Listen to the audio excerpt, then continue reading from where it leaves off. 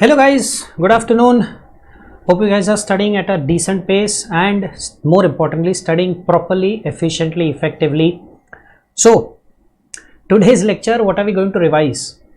Very simple, very basic concepts, but the key thing in today's lecture for revision purposes is discussion of tax rates. How will you calculate income tax of an assessee? What happens when an assessee is an individual? What is the tax payable by individual? What is the tax payable by a company? What happens in the default regime, opt-out regime? So very easy as a chapter, because the first chapter in the syllabus technically it's basic concepts to study, but then it is the tax rate discussion that is important. That is where a student has to focus on. Tax rates can be asked as a descriptive question also in your compulsory question of total income. If the examiner wants to make the question a little bit more lengthy and a little bit more complicated for you, he will ask you to not only calculate the total income, but he will also ask you to calculate the tax payable. Secondly, MCQs is a very simple way to test a student on tax rates. Chalo, so let's get into it. By income tax hai kya? So who is supposed to pay income tax? Why do you have to pay income tax? So section number 4 of Income Tax Act 1961 says income tax is payable if you are a person, and the word person has been defined in section number 2 clause number 31. You are going to pay income tax on your total income. Total income has been defined in the Income Tax Act section number 2 clause number 45. You are earning this total income in the previous year. Previous year also has its own meaning, and you are supposed to pay income tax in the assessment year, and you're supposed to pay income tax in the assessment year obviously at a certain rate. You get these rates from two places. So basically income tax क्या है? It is a tax on income. अब income कौन कमाएगा? Income will be earned by a person. Person का मतलब ये नहीं होता कि जो हम day to day language day to day drafting में यूज करें. Person has a specific definition. Section number 2 clause number 31 defines the word person. बहुत बार हम लोग पर्सन की जगह पे असेसी वर्ड भी यूज करते हैं. Assessee is a separate definition, section number 2 clause number 7, but from an examination perspective, from a practical perspective, assessee और पर्सन ये दो वर्ड्स आप इंटरचेंजेबली यूज कर सकते हो. तो who is suppose to pay tax? Person is suppose to pay tax. इसकी जगह पे आप ऐसा भी बोल सकते हो, assessee is suppose to pay tax. Tax किस पे भरोगे? Sir income tax is tax on income ना, तो इनकम पे टैक्स भरोगे. तो इनकम की अपनी खुद की एक डेफिनेशन है. Income is computed as per income is computed as per section number 5. उसको कंप्यूट करने का एक सिस्टम है, एक तरीका है. उस तरीके को, उस सिस्टम को फॉलो करो and calculate your total income. When do you earn income? You earn income in the previous year. अब प्रीवियस ईयर का मतलब, प्रीवियस ईयर का सिंपल मतलब भाई जिस ईयर मैंने इनकम कमाया that is my previous year. May 2025, September 2025 and January 2026. आप तीनों अटेम्प्ट के लिए the previous year is previous year 24-25 and इस इनकम पे टैक्स भरोगे. ऑब्वियसली नेक्स्ट ईयर पहले इनकम कमाओगे फिर उस पर इनकम टैक्स भरोगे. तो टैक्स भरने का liability arises in the year 25-26. Financial year 24-25 में आप इनकम कमाओगे. आपके पेपर में जो भी क्वेश्चन आएगा उसमें लिखा होगा income is earned for the year ended 31st March 2025. The income is earned for financial year 24-25. Compute the total income, compute the tax payable for assessment year 25-26. Previous year की definition में एक और छोटी सी चीज जो समझने जैसी है. क्लबिंग ऑफ इनकम के चैप्टर में this thing becomes more relevant. Normal meaning of the word previous year, the financial year immediately preceding the assessment year. मतलब अगर मेरा असेसमेंट ईयर 25-26 है तो उसका इमीडिएटली प्रीसीडिंग फाइनेंशियल ईयर मतलब कि 24-25 इज माय प्रीवियस ईयर. लेकिन अगर आपने एक नया बिजनेस सेटअप किया है, एक नया प्रोफेशन सेटअप किया है और a new source of income is coming into existence, you took up a job, a new job, या फिर आपने एक नया एफडी बनाया ड्यूरिंग द करंट ईयर, फिर उस बिजनेस के लिए, उस नए सोर्स ऑफ इनकम के लिए आपका previous year shall be the date on which you have set up the business or the date on which you joined the job or the date on which you made the FD, the new source of income came into existence up to 31st March of the financial year. इसका मतलब normal meaning होगा previous year is financial year 24-25, 12 महीने का period before the assessment year. लेकिन अगर नया business setup किया तो जिस दिन से बिजनेस सेटअप किया वहां से लेके 31st March is the previous year for that business और प्रोफेशन। हाँ, उसी बिजनेस और प्रोफेशन के लिए नेक्स्ट फाइनेंशियल ईयर आपका पूरा 12 महीने का पीरियड होगा एज प्रीवियस ईयर। बट जिस ईयर आपने नया बिजनेस सेटअप किया, नया source of income came into existence, the date on which you started the business, the date on which the new source of income came into existence, वहां से लेके 31st March is the definition of previous year. Assessment year is a period of 12 months commencing from 1st April every year. Sir, हर एक financial year जो 1st अप्रैल को start होगा 31st मार्च को खत्म होगा, that is a period of 12 months. Sir, क्या इसका मतलब ये हुआ कि every year is an assessment year? Yes बच्चा, every year is an assessment year. Every financial is a previous year also, every financial year is an assessment year also. आप किस context में बात कर रहे हो, उस कंटेक्स्ट में वो वर्ड यूज करना। अगर आप टैक्स पे करने के एंगल से बात कर रहे हो तो then that year is assessment year. अगर आप इनकम कमाने के एंगल से बात कर रहे हो तो that is the previous year. मतलब financial year 24-25 is previous year. मतलब अब हम बोल रहे हैं कि भाई वो असेसी 24-25 में इनकम कमाएगा और असेसमेंट ईयर 25-26 में जाकर उस इनकम पे टैक्स भरेगा। लेकिन अगर मैं बात कर रहा हूं असेसमेंट ईयर 24-25 की, असेसमेंट ईयर 24-25 की, मतलब मैं ऐसे सोच रहा हूं कि 24-25 में मैंने टैक्स भरा तो वो मैंने अपनी करंट ईयर की इनकम पे नहीं भरा है, वो मैंने अपनी लास्ट ईयर की इनकम पे भरा है। Then the previous year is 23-24, assessment year is 24-25। तो एक फाइनेंशियल ईयर प्रीवियस ईयर भी हो सकता है, असेसमेंट ईयर भी हो सकता है। सर, टैक्स कौन भरता है? टैक्स असेसी भरता है। Assessee is an alternate word that you can use for person. The accurate word, sir, tax कौन भरता है? person भरता है। person includes an individual, individual में मेल कवर हुआ, फीमेल कवर हुआ, माइनर भी कवर हुआ, मेजर भी कवर हुआ। yes guys, minor is also an individual. Clubbing of income के रिवीजन में हम देखेंगे कि there are few incomes of the minor जिसपे क्लबिंग नहीं होता, जिसपे पेरेंट टैक्स नहीं भरता। अगर पेरेंट टैक्स नहीं भरता, अगर क्लबिंग नहीं होता तो इनकम टैक्स एक्ट ने वो इनकम एग्जेम्प्ट नहीं करी है, इनकम टैक्स एक्ट ने वो इनकम माफ नहीं की है। माइनर को खुद को बोला जाएगा कि तू टैक्स भर। Minor is also included in the definition of an individual, that means minor is also a person. Hindu undivided family obviously is different from the individual.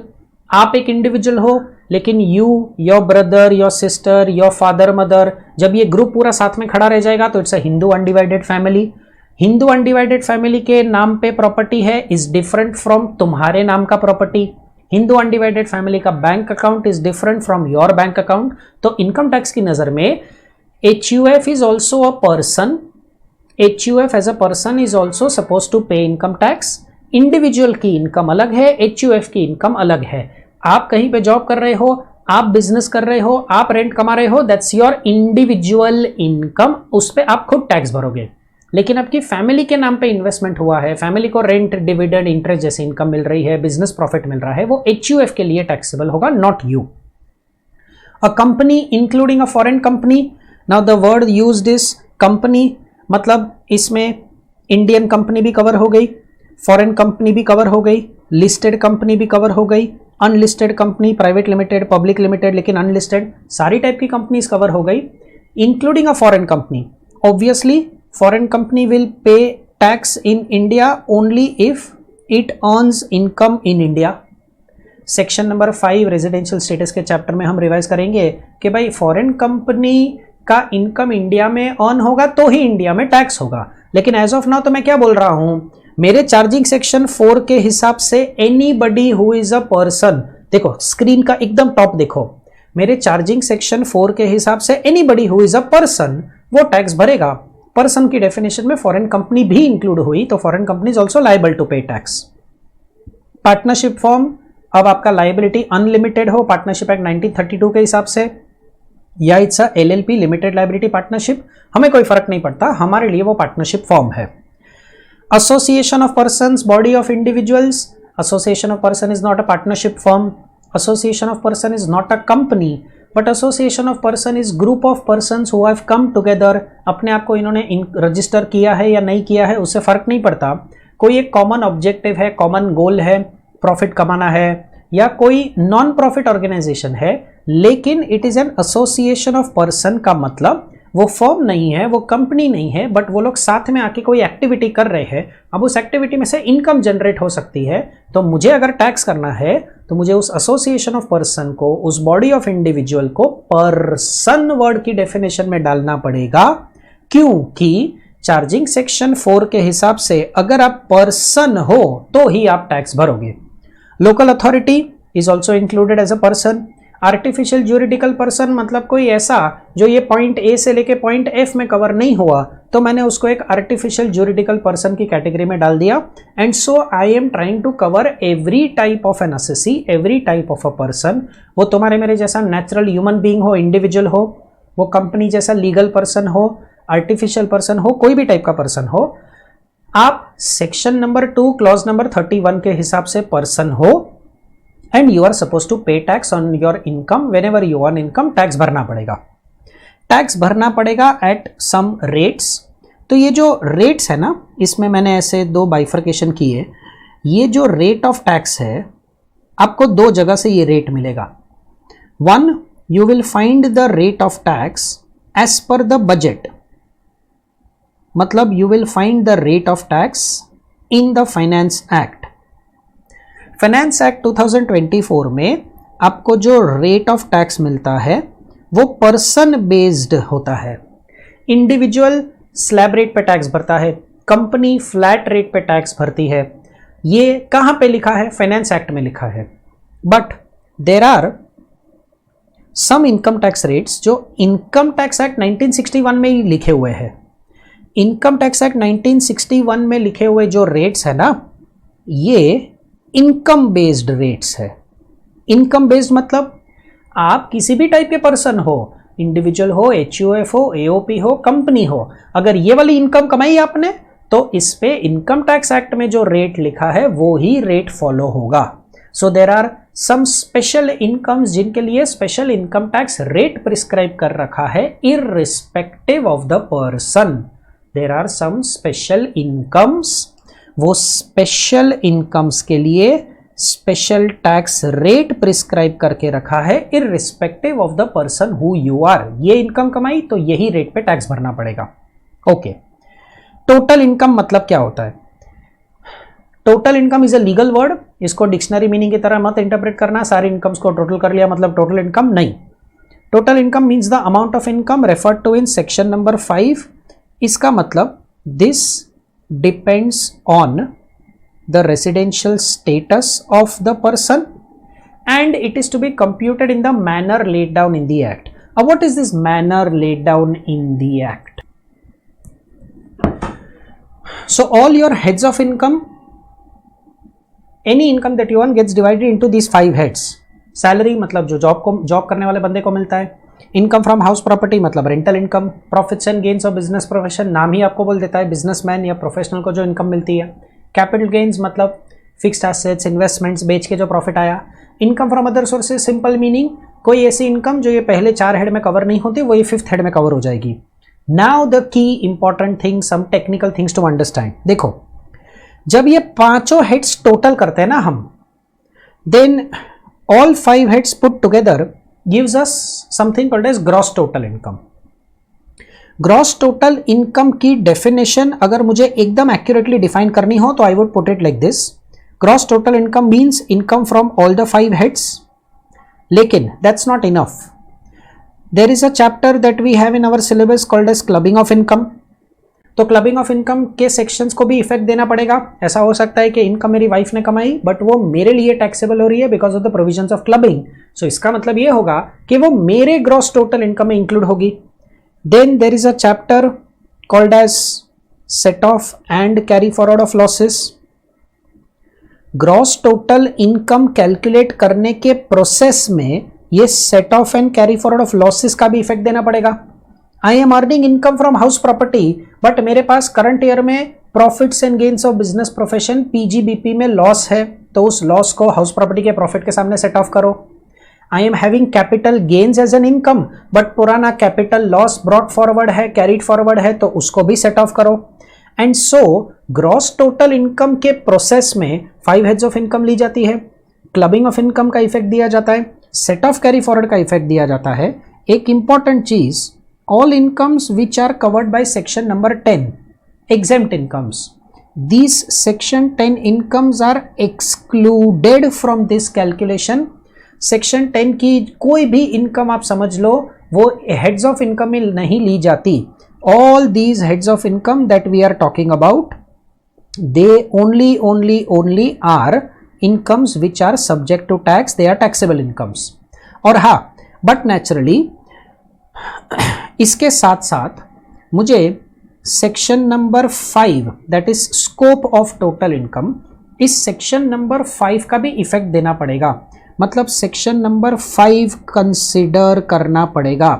If you are a resident and ordinarily resident, तो दुनिया भर की income, global income तुम्हारे लिए India में taxable होगी. If you are a non resident, only these incomes which are earned in India will be taxable in India. If you are a resident but not ordinarily resident, तो incomes earn in India तो taxable होने ही वाली है. Incomes earn outside India will not be taxable for you. But अगर business में से जो इनकम आई आउटसाइड इंडिया और उसका कंट्रोल इंडिया में है, ये भी टैक्सेबल है. आपको चैनल पे एक रेसिडेंशियल स्टेटस का अलग से वीडियो मिल जाएगा जिसमें ये चीज़ें एकदम डिटेल्ड में और सिंपल तरीके से डिस्कस की हुई है. The point that I am currently trying to make is, सिर्फ 5 हेड के टोटल करने से ग्रॉस टोटल इनकम नहीं आ जाती. उसके लिए रेसिडेंशियल स्टेटस और स्कोप ऑफ इनकम सेक्शन 5 का ध्यान रखना पड़ता है. सेक्शन 10 की इनकम्स को एक्सक्लूड, इग्नोर करना पड़ता है. Clubbing of income, set off carry forward को इफेक्ट देना पड़ता है. And that is gross total income. इसमें से you subtract deductions under section 80C to 80U, that is also called as chapter 6 से. यहाँ पे मैं एक और चीज ऐड कर लूंगा, and deductions under section 10AA. जब डिडक्शंस का चैप्टर हम रिवाइज करेंगे तो ये 80C to 80U एंड ये सेक्शन 10AA सब कुछ रिवाइज कर लेंगे हम लोग. उसके बाद जो आंसर आता है वो टोटल इनकम है. If you can look at the screen, tax is payable on total income. Total income is not just any word, total income is a legal word.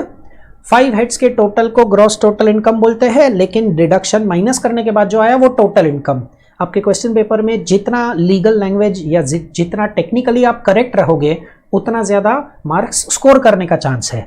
Do not use the words like net total income या taxable income या net taxable total income. हो सके उतना avoid करना, हो सके उतना अपना आंसर पेपर लीगली से भी ज्यादा टेक्निकली जितना एक्यूरेट रखोगे उतना फायदा होगा. Total income is a word. Slab rate लगेगा तो टोटल इनकम पे लगेगा. टैक्स कैलकुलेशन पूरा टोटल इनकम पे होगा. ये जो टेबल आप अभी आपके सामने स्क्रीन पे देख रहे हो, this helps you to calculate your total income. मतलब ये वाली मेरी इनकम है जिस पे मुझे टैक्स पे करना है. अब टैक्स का कैलकुलेशन, तो देखो टैक्स के कैलकुलेशन में there are certain things that you need to understand. तुम उसको मेंटली ब्रेक कर सकते हो. First thing to calculate is tax on the total income, जिसको अगर आप क्लास में याद करो तो मैंने ऐसा सिखाया है बेसिक टैक्स. बेसिक टैक्स मतलब भाई सिर्फ ये टैक्स नहीं भरना है, आगे भी बहुत सारी चीजें हैं, बट ये अपना स्टार्टिंग पॉइंट है. टोटल इनकम में अगर कोई स्पेशल इनकम है, keep your eyes on the screen, हाँ प्लीज गाइस.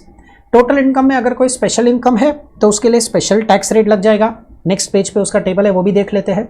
और बाकी की जो इनकम है उस पर रेगुलर टैक्स रेट लगेगा. अब ये बैलेंस इनकम, बाकी की इनकम मतलब क्या हुआ sir? Total income minus all those special incomes. जो डिफरेंस बचा वो बैलेंस इनकम है, उस बैलेंस इनकम पे रेगुलर टैक्स रेट लगेगा. रिबेट मतलब कि डिस्काउंट, सेक्शन 87A का डिस्काउंट कुछ ही सर्कमस्टेंसेज में मिलता है, कुछ ही असेसीज को मिलता है. तो सेक्शन 87A का रिबेट अगर एप्लीकेबल है तो वो लेस कर दो. Surcharge is additional tax that you have to pay, surplus tax that you have to pay because you earn super duper high income. Surcharge applies if your total income exceeds a certain threshold. तो आप super duper rich हो, ultra rich हो तो भाई extra पे करो, basic तो सब पे करते हैं, आप सरप्लस सरचार्ज पे करो। Health education cess 4% everybody pays. Brought forward AMT credit if any to be set off. ये AMT का डिस्कशन भी हम लोग deductions from gross total income के चैप्टर में करेंगे, तो एज ऑफ नाउ इसको पेंडिंग रखो। TDS and TCS, guys, TDS and TCS is something that is already paid to the government in the previous year. मैं जिस कोचिंग क्लास में lecture लेता हूं वो लोग मेरा टैक्स डिडक्ट करने के बाद मुझे इनकम दे देते हैं और मेरे बिहाफ पे उतना टैक्स जो डिडक्ट किया हुआ है वो टैक्स जो काट के रखा हुआ है उसको गवर्नमेंट में दे देते हैं। So the amount of tax that is deducted वो मेरे नाम पे ऑलरेडी गवर्नमेंट को मिल गया। मैंने कोई ट्रांजैक्शन किया है जिसपे मुझसे टैक्स कलेक्ट हुआ है, I have paid the money and on that tax has been collected from me, so the one who is collecting the tax उस बंदे ने वो TCS गवर्नमेंट को दे दिया।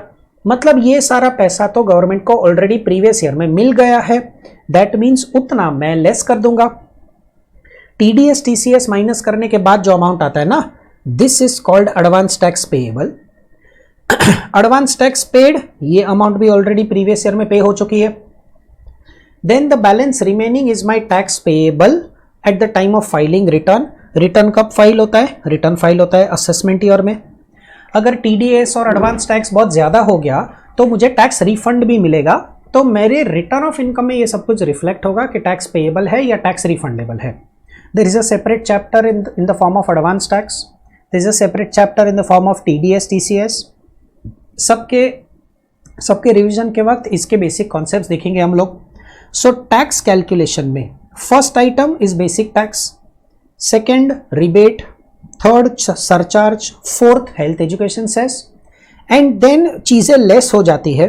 ब्रॉट फॉरवर्ड AMT क्रेडिट हमें पे ही करना नहीं होता, हमको लेस कर देना है। TDS TCS ऑलरेडी पे हो गया है, एडवांस टैक्स ऑलरेडी पे हो गया है, इसलिए वो सब कुछ लेस कर दो। बैलेंस जो बचा वो टैक्स तुमको असेसमेंट ईयर में पे करना है। चलो now what are this special incomes? Short term capital gain एक ही सेक्शन है उसके लिए, section number 111A। If you sell equity shares units of equity oriented mutual fund through a recognized stock exchange, तो 23 जुलाई के पहले अगर शॉर्ट टर्म कैपिटल गेन आया तो you will pay tax at the rate of 15% on that short term capital gain. But if the capital gain arises on और after 23 जुलाई तो दी amendment is के rate बढ़ा दिया 20%। यहां पे मेंशन करने लायक मैं एक ही चीज बोलूंगा, short term capital gain if it is not covered by section number 111A, तो फिर कोई और सेक्शन नहीं है तो फिर उसको रेगुलर इनकम ही मान लो and regular tax rates will apply. जैसे कि सैलरी और हाउस प्रॉपर्टी और PGBP पर कैलकुलेट करते थे वैसे। There is only one special section created for short term capital gain. Long term capital gains के लिए दो सेक्शन है। लॉन्ग टर्म कैपिटल गेन्स के लिए regular tax rates are never applicable. Long term capital gain हमेशा special tax rate पर ही tax होगा। जो दो कैपिटल एसेट्स ऊपर के सेक्शन 111A में कवर्ड थे, equity shares, units of equity oriented mutual fund, अगर उनको हमने शॉर्ट टर्म बेचा तो सेक्शन नंबर 111A लग गया, लेकिन अगर उनको लॉन्ग टर्म बेचा तो सेक्शन नंबर 112A लगा। What is the amendment in the current year? 1,25,000 of your long-term capital gain will be exempt. The first 1,25,000 of your long-term capital gain will be exempted. उसके बाद जितना long term capital gain आएगा वो taxable है। अब आप observe करो कि वो जो taxable long term capital gain है वो कब अराइज हुआ, वो कब आया। अगर वो आया 23 जुलाई के पहले तो उस एक्स्ट्रा 1,25,000 के ऊपर वाला जो excess long term capital gain है उस पर 10% टैक्स भरो। And all the long term capital gain that arises on और आफ्टर 23 जुलाई 2024, 1,25,000 लेस करने के बाद जितना एक्सेस आता है उस पर 12.5% का टैक्स भरो।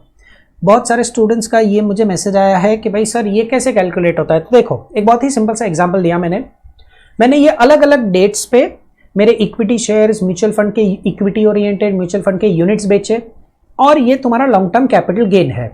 तो सबसे पहले तो गाइस 1,25,000 मुझे एग्जेम्प्ट करना है, तो 37,200 इज एग्जेम्प्ट, 16,900 इज एग्जेम्प्ट। एक काम करते, चलो साथ में ही कैलकुलेशन कर लेते, 37,200 प्लस 16,900 तो 54,100 जितना एग्जेम्पशन आ गया। नेक्स्ट मेरा जो कैपिटल गेन आया 18th ऑफ जुलाई को आया, वो 1,03,000 का आया। मतलब जैसे ही मैंने 1,03,000 ऐड कर दिया तो भाई अब मेरा कैपिटल गेन 1,25,000 क्रॉस हो गया, बराबर। तो इसमें से 125 मैं एग्जेम्प्ट ले लूंगा। इफेक्टिवली गाइज अगर आपको समझ पड़े तो मैंने 37,200 एग्जेम्प्ट ले लिया, 16,900 एग्जेम्प्ट ले लिया, ये 1,03,000 में से 70,900 मैंने एग्जेम्प्ट ले लिया। Alternate way of explaining this to you, which probably is a much easier way, 1,25,000 तक एग्जेम्पशन मिलता है, उसमें से हमने 37,200 पहला वाला long term capital gain exempt लिया, 16,900 दूसरा वाला लिया, तो 18th जुलाई को आने वाला मेरा कैपिटल गेन 70,900 एग्जेम्प्ट है। 70,900 एग्जेम्प्ट हुआ, बाकी का 32,100 becomes taxable. And when did this 32,100 arise?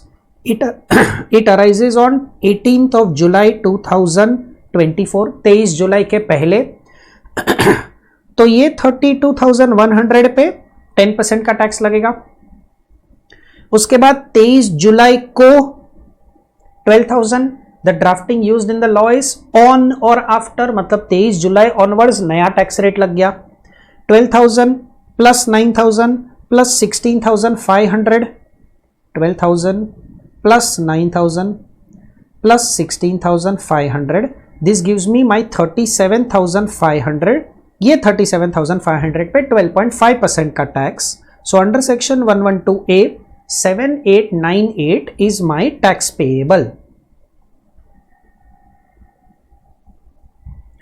सो इस तरीके से फर्स्ट 1,25,000 आप एग्जेम्प्ट लीजिए और उसके बाद फाइंड आउट कितना कैपिटल गेन 23 जुलाई के पहले अराइज हुआ, कितना कैपिटल गेन 23 जुलाई या उसके बाद अराइज हुआ, अकॉर्डिंगली टैक्स रेट डिसाइड करो। Section number 112, this section applies if I am not covered by section number 112A, तो सेक्शन 112 अप्लाइज। उसका पुराना टैक्स रेट 20% हुआ करता था। The big amendment of our indexation benefit हटा दिया एंड 20% के टैक्स रेट को रिड्यूस करके 12.5% कर दिया। Lottery, gambling, betting, games, income from other sources के हेड में टैक्स होता है and as per section number 115BB you pay tax at the rate of 30%। इसके लिए कोई स्लैब रेट का बेनिफिट नहीं मिलता, कोई चैप्टर 6 से डिडक्शन अलाउ नहीं हो सकता। इस विनिंग्स के सामने हम कोई लॉस भी सेट ऑफ नहीं कर सकते। Incomes which are taxed under section 68 to 69D, इसी लेक्चर में हम ये भी रिवाइज करेंगे बट थोड़ी देर के बाद। These are incomes which are undisclosed incomes, और जब गवर्नमेंट के हाथ में वो अनडिस्क्लोज्ड इनकम्स आती है, government tracks down that undisclosed income. It's a very strict provision that government applies. 60% का tax plus some mandatory surcharge of 25%, वो अनडिस्क्लोज्ड इनकम की अमाउंट कितनी भी होने दो, मैंडेटरी 25% सरचार्ज लगेगा and but of course health education cess of 4% will apply. So it's an effective rate of 78%। Virtual digital asset मतलब crypto currency, उस पे जो प्रॉफिट आएगा उस प्रॉफिट पे 30% का टैक्स रेट लगेगा। यहां पर भी इस प्रॉफिट के सामने कोई लॉस सेट ऑफ नहीं हो सकता। इनफैक्ट क्रिप्टो करेंसी के ट्रांजैक्शन करते वक्त अगर आप लॉस सफर करते हो तो इनकम टैक्स पर्पसेस उस लॉस को इग्नोर करना है, ना कोई सेट ऑफ होगा ना कोई कैरी फॉरवर्ड होगा। प्रॉफिट हुआ तो 30% टैक्स भरो। 115BBH। Winnings from online games, ये जो ऊपर हमने गैम्बलिंग, बेटिंग, लॉटरी एक्सेट्रा पढ़ा था, ये आप समझ सकते हो कि ये फिजिकल इनकम है, बट ऑनलाइन गेमिंग एक्टिविटी करके जो इनकम आती है, this is a new income that has come up in the last 3-4 years. तो गवर्नमेंट ने भी एक नया सेक्शन बना दिया 115BBJ, और इसमें बोला 30% का टैक्स रेट लगेगा एंड 30% का tax rate will be applicable on something called as net winnings income from other sources के रिवीजन में इनकम फ्रॉम अदर सोर्सेस के रिवीजन में ये winnings, gambling, betting, virtual digital asset और ऑनलाइन गेम्स का discussion किया हुआ है। कैपिटल गेन्स के ये 2 सेक्शन कैपिटल गेन के रिवीजन वीडियोस में आपको मिल जाएंगे and incomes under section 68 to 69D इसी लेक्चर में हम लोग आगे जाके डिस्कशन कर लेंगे। चलो अब थोड़ा टैक्स रेट्स सॉल्व कर लेते, टैक्स रेट समझ लेते हैं। सॉरी, सबसे पहले the most important person for intermediate level, individual. There are 2 regimes, all of us know this. Default regime का मतलब you will pay tax as per section 115 BAC। बहुत सारे एग्जेम्पशंस और डिडक्शंस नहीं मिलने वाले अंडर सेक्शन 115 BAC, बट अगर आप चाहो तो बजट के हिसाब से टैक्स पे कर सकते हो और बजट के हिसाब से it is opt out regime. चलो तो default regime, right now let us just go through the slab rates. 115 BAC का डिस्कशन 10 मिनट के बाद इन डेप्थ उस सेक्शन में जाके रिवाइज कर लेते हैं। 115 BAC, what are the tax rate that it tells you? पहले every slab was 3 lakh rupees का slab, it was a uniform slab. अब इन्होंने स्लैब रेट्स में थोड़ा चेंज कर दिया है, मतलब अब थोड़ा सा एफर्ट लेके ये स्लैब रेट ढंग से याद रखना पड़ेगा। आपका tax rate keeps on increasing by 5%। 20 के बाद 25% नहीं है, 20 के बाद सीधा 30% है, बट अदरवाइज 5% से इंक्रीज होगा। 0 to 3 lakh rupees no tax, 3 lakhs to 7 lakhs मतलब डिफरेंस इनकम 4 lakhs, उस पे 5% मतलब टैक्स आएगा 20,000। 7 lakhs to 10 lakhs difference income 3 lakh rupees, उस 3 lakhs पे टैक्स आएगा 30%। 10 lakhs to 12 lakhs 2 lakhs के डिफरेंस इनकम पे टैक्स आएगा 15% मतलब अनदर 30,000। फर्स्ट स्लैब 20,000 का टैक्स, सेकेंड स्लैब 30,000 का टैक्स, थर्ड स्लैब 30,000 का टैक्स। 12 लाख से 15 lakhs डिफरेंस इनकम पे 3 lakhs पे 20% मतलब दिस गिव्स यू 60,000 का टैक्स। ये इतना calculation, and if you earn income above 15 lakh rupees तो जितना भी 15 lakhs के ऊपर है उस एक्सेस पे 30%। नाउ स्पेसिफिकली ये वर्किंग क्यों किया मैंने?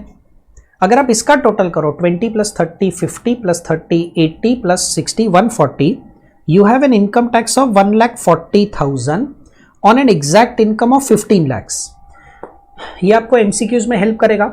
अगर क्वेश्चन बोलता है individual is paying tax under the default tax regime and the total income of this individual is 22 lakhs, तो आप एक सीधा शॉर्टकट अप्लाई करो कि 15 lakhs के ऊपर कितना है, तो 15 lakhs के ऊपर 7 लाख रुपीज है, 22 lakhs माइनस 15 lakhs किया मैंने, उस 7 lakhs पे 30% मतलब 2,10,000 और फिर ये 1,40,000 ऐड कर दीजिए मतलब 3,50,000 is your basic tax on an income of 22 lakhs।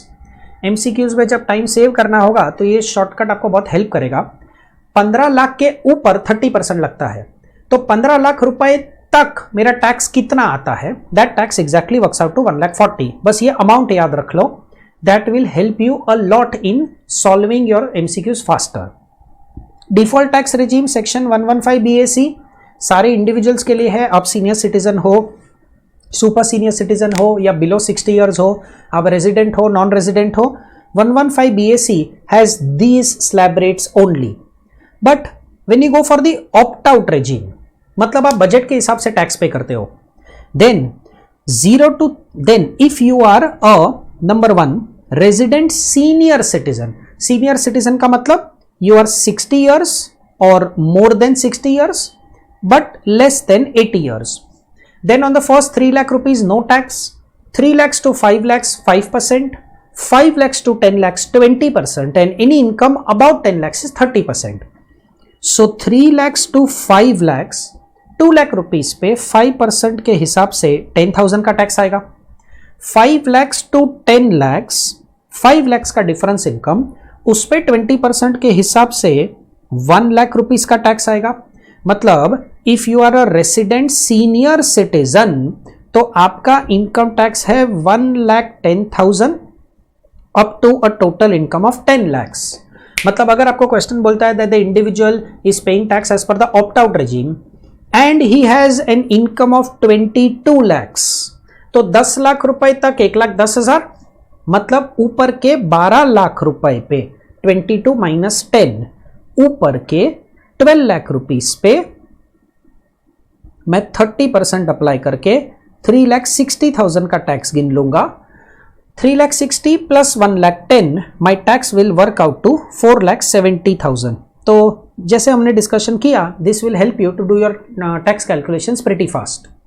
If you are a resident super senior citizen, मतलब you are 80 years or more than 80 years, you don't pay tax up to an income of 5 lakhs, then 5 lakhs to 10 lakhs on the difference income 5 lakhs 20%, मतलब this is 1 lakh, and any income about 10 lakhs is 30%, मतलब 10 लाख रुपए की income तक ये बंदा 1 लाख रुपए का टैक्स भरेगा.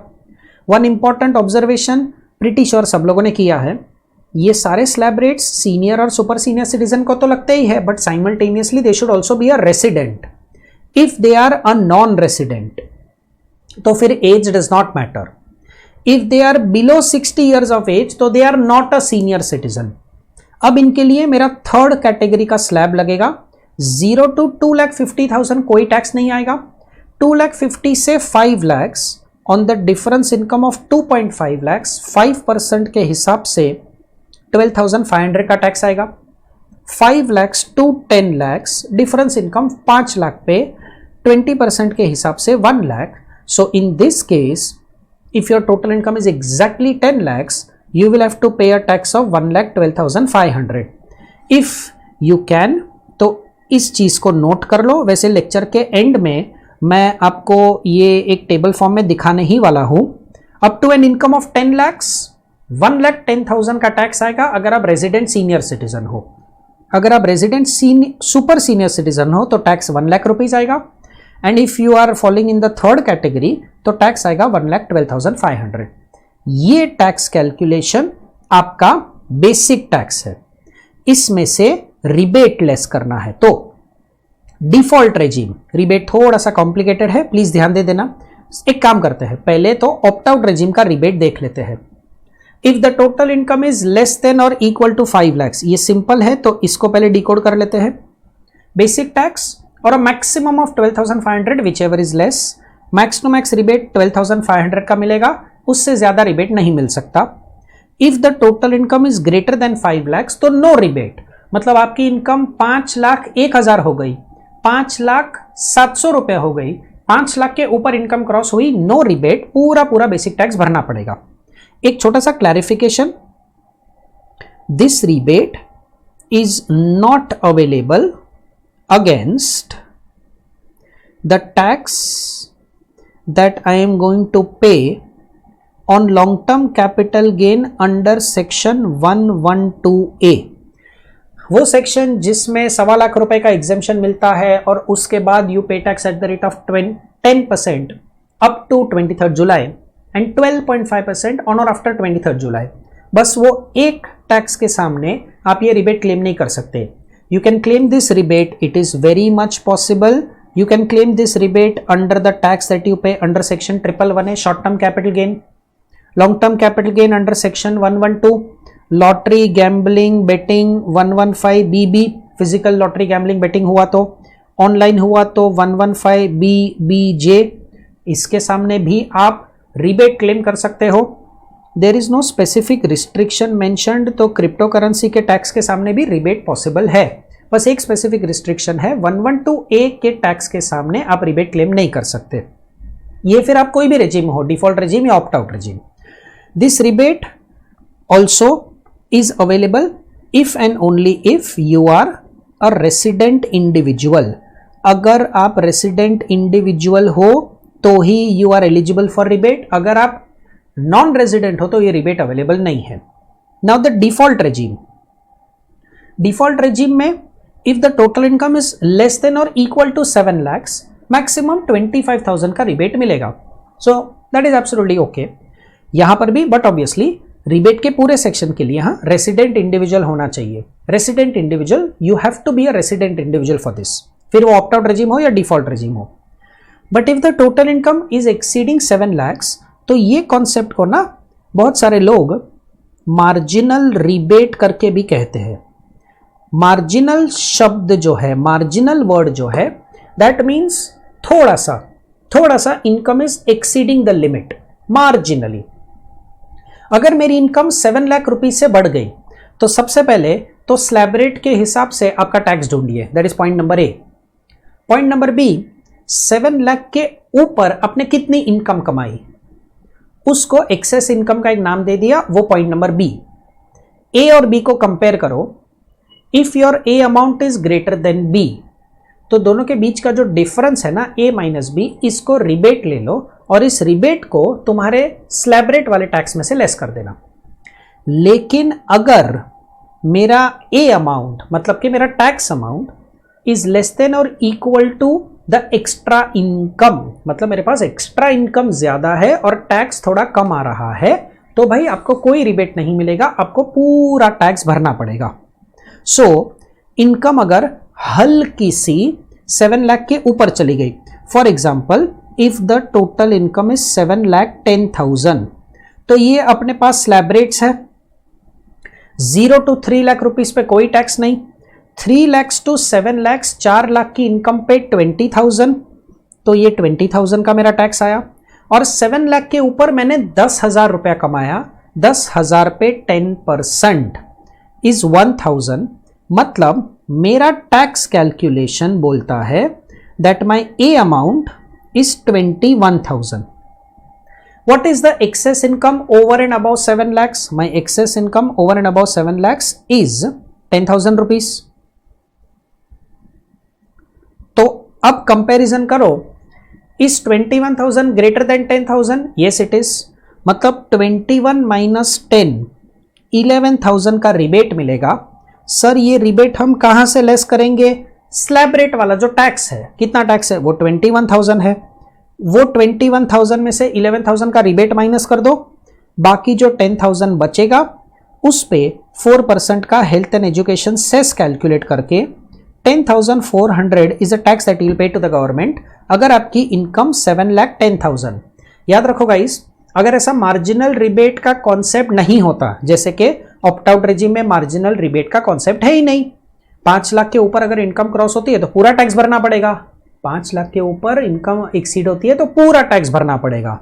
यहां पर भी अगर मार्जिनल रिबेट जैसा नहीं होता तो 7,10,000 पे जो मेरा 21,000 का टैक्स आया उस पे 4% सेस जोड़ के मुझे 21,840 का टैक्स भरना पड़ता। अब तो वो टैक्स कम होके सिर्फ 10,400 का हो गया क्योंकि गवर्नमेंट ने मुझे डिस्काउंट दे दिया।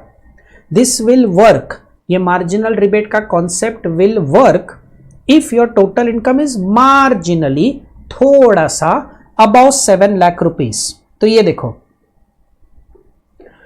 Marginal rebate, default regime, marginal rebate will be available if the total income is between 7 lakhs. I am reading this line guys, ये वाली marginal rebate will be available if the total income is between 7 lakhs and 7,22,222। इसको round of याद रखने के लिए आप 7,22,000 round of याद रख सकते हो या 7,22,300 जैसा याद रख लो। मतलब अगर मेरी टोटल इनकम इससे ज्यादा हुई ना तो फिर रिबेट नहीं मिलेगा, पूरा टैक्स भरना पड़ेगा। अगर मेरी टोटल इनकम ये दोनों अमाउंट्स के बीच में हुई ना तो मार्जिनल रिबेट आएगा। मतलब एमसीक्यूज में आपको ये चीज याद रखनी पड़ेगी कि भाई 7 लाख के ऊपर हल्का सा गया, बट हल्का सा मतलब कितना हल्का सा? 7,22,000 तक, तो मार्जिनल रिबेट का बेनिफिट भी लेना पड़ेगा। चलो गोइंग अहेड, रिबेट का डिस्कशन हो गया। सरचार्ज, सरचार्ज अगर एक पैटर्न ऑब्जर्व करो तो बहुत इजीली याद रख सकते हो। अगर मेरा total income up to 50 lakh rupees है तो दोनों रेजिम में there is no surcharge. Surcharge will apply only if the total income is above 50 lakhs but up to 1 crore, तो 10% ऑफ बेसिक टैक्स है गाइस, 10% ऑफ बेसिक टैक्स। अगर मेरी total income 60 lakh rupees है तो 60 lakhs पे slab rate apply करो और वो जो बेसिक टैक्स आएगा उसका 10% is the surcharge that you are suppose to पे। If the total income exceeds 1 crore but is up to 2 crore तो 15% का surcharge. But if the total income goes above 2 crore, opt out regime बोलता है about 2 crore but up to 5 crore 25% surcharge भरो.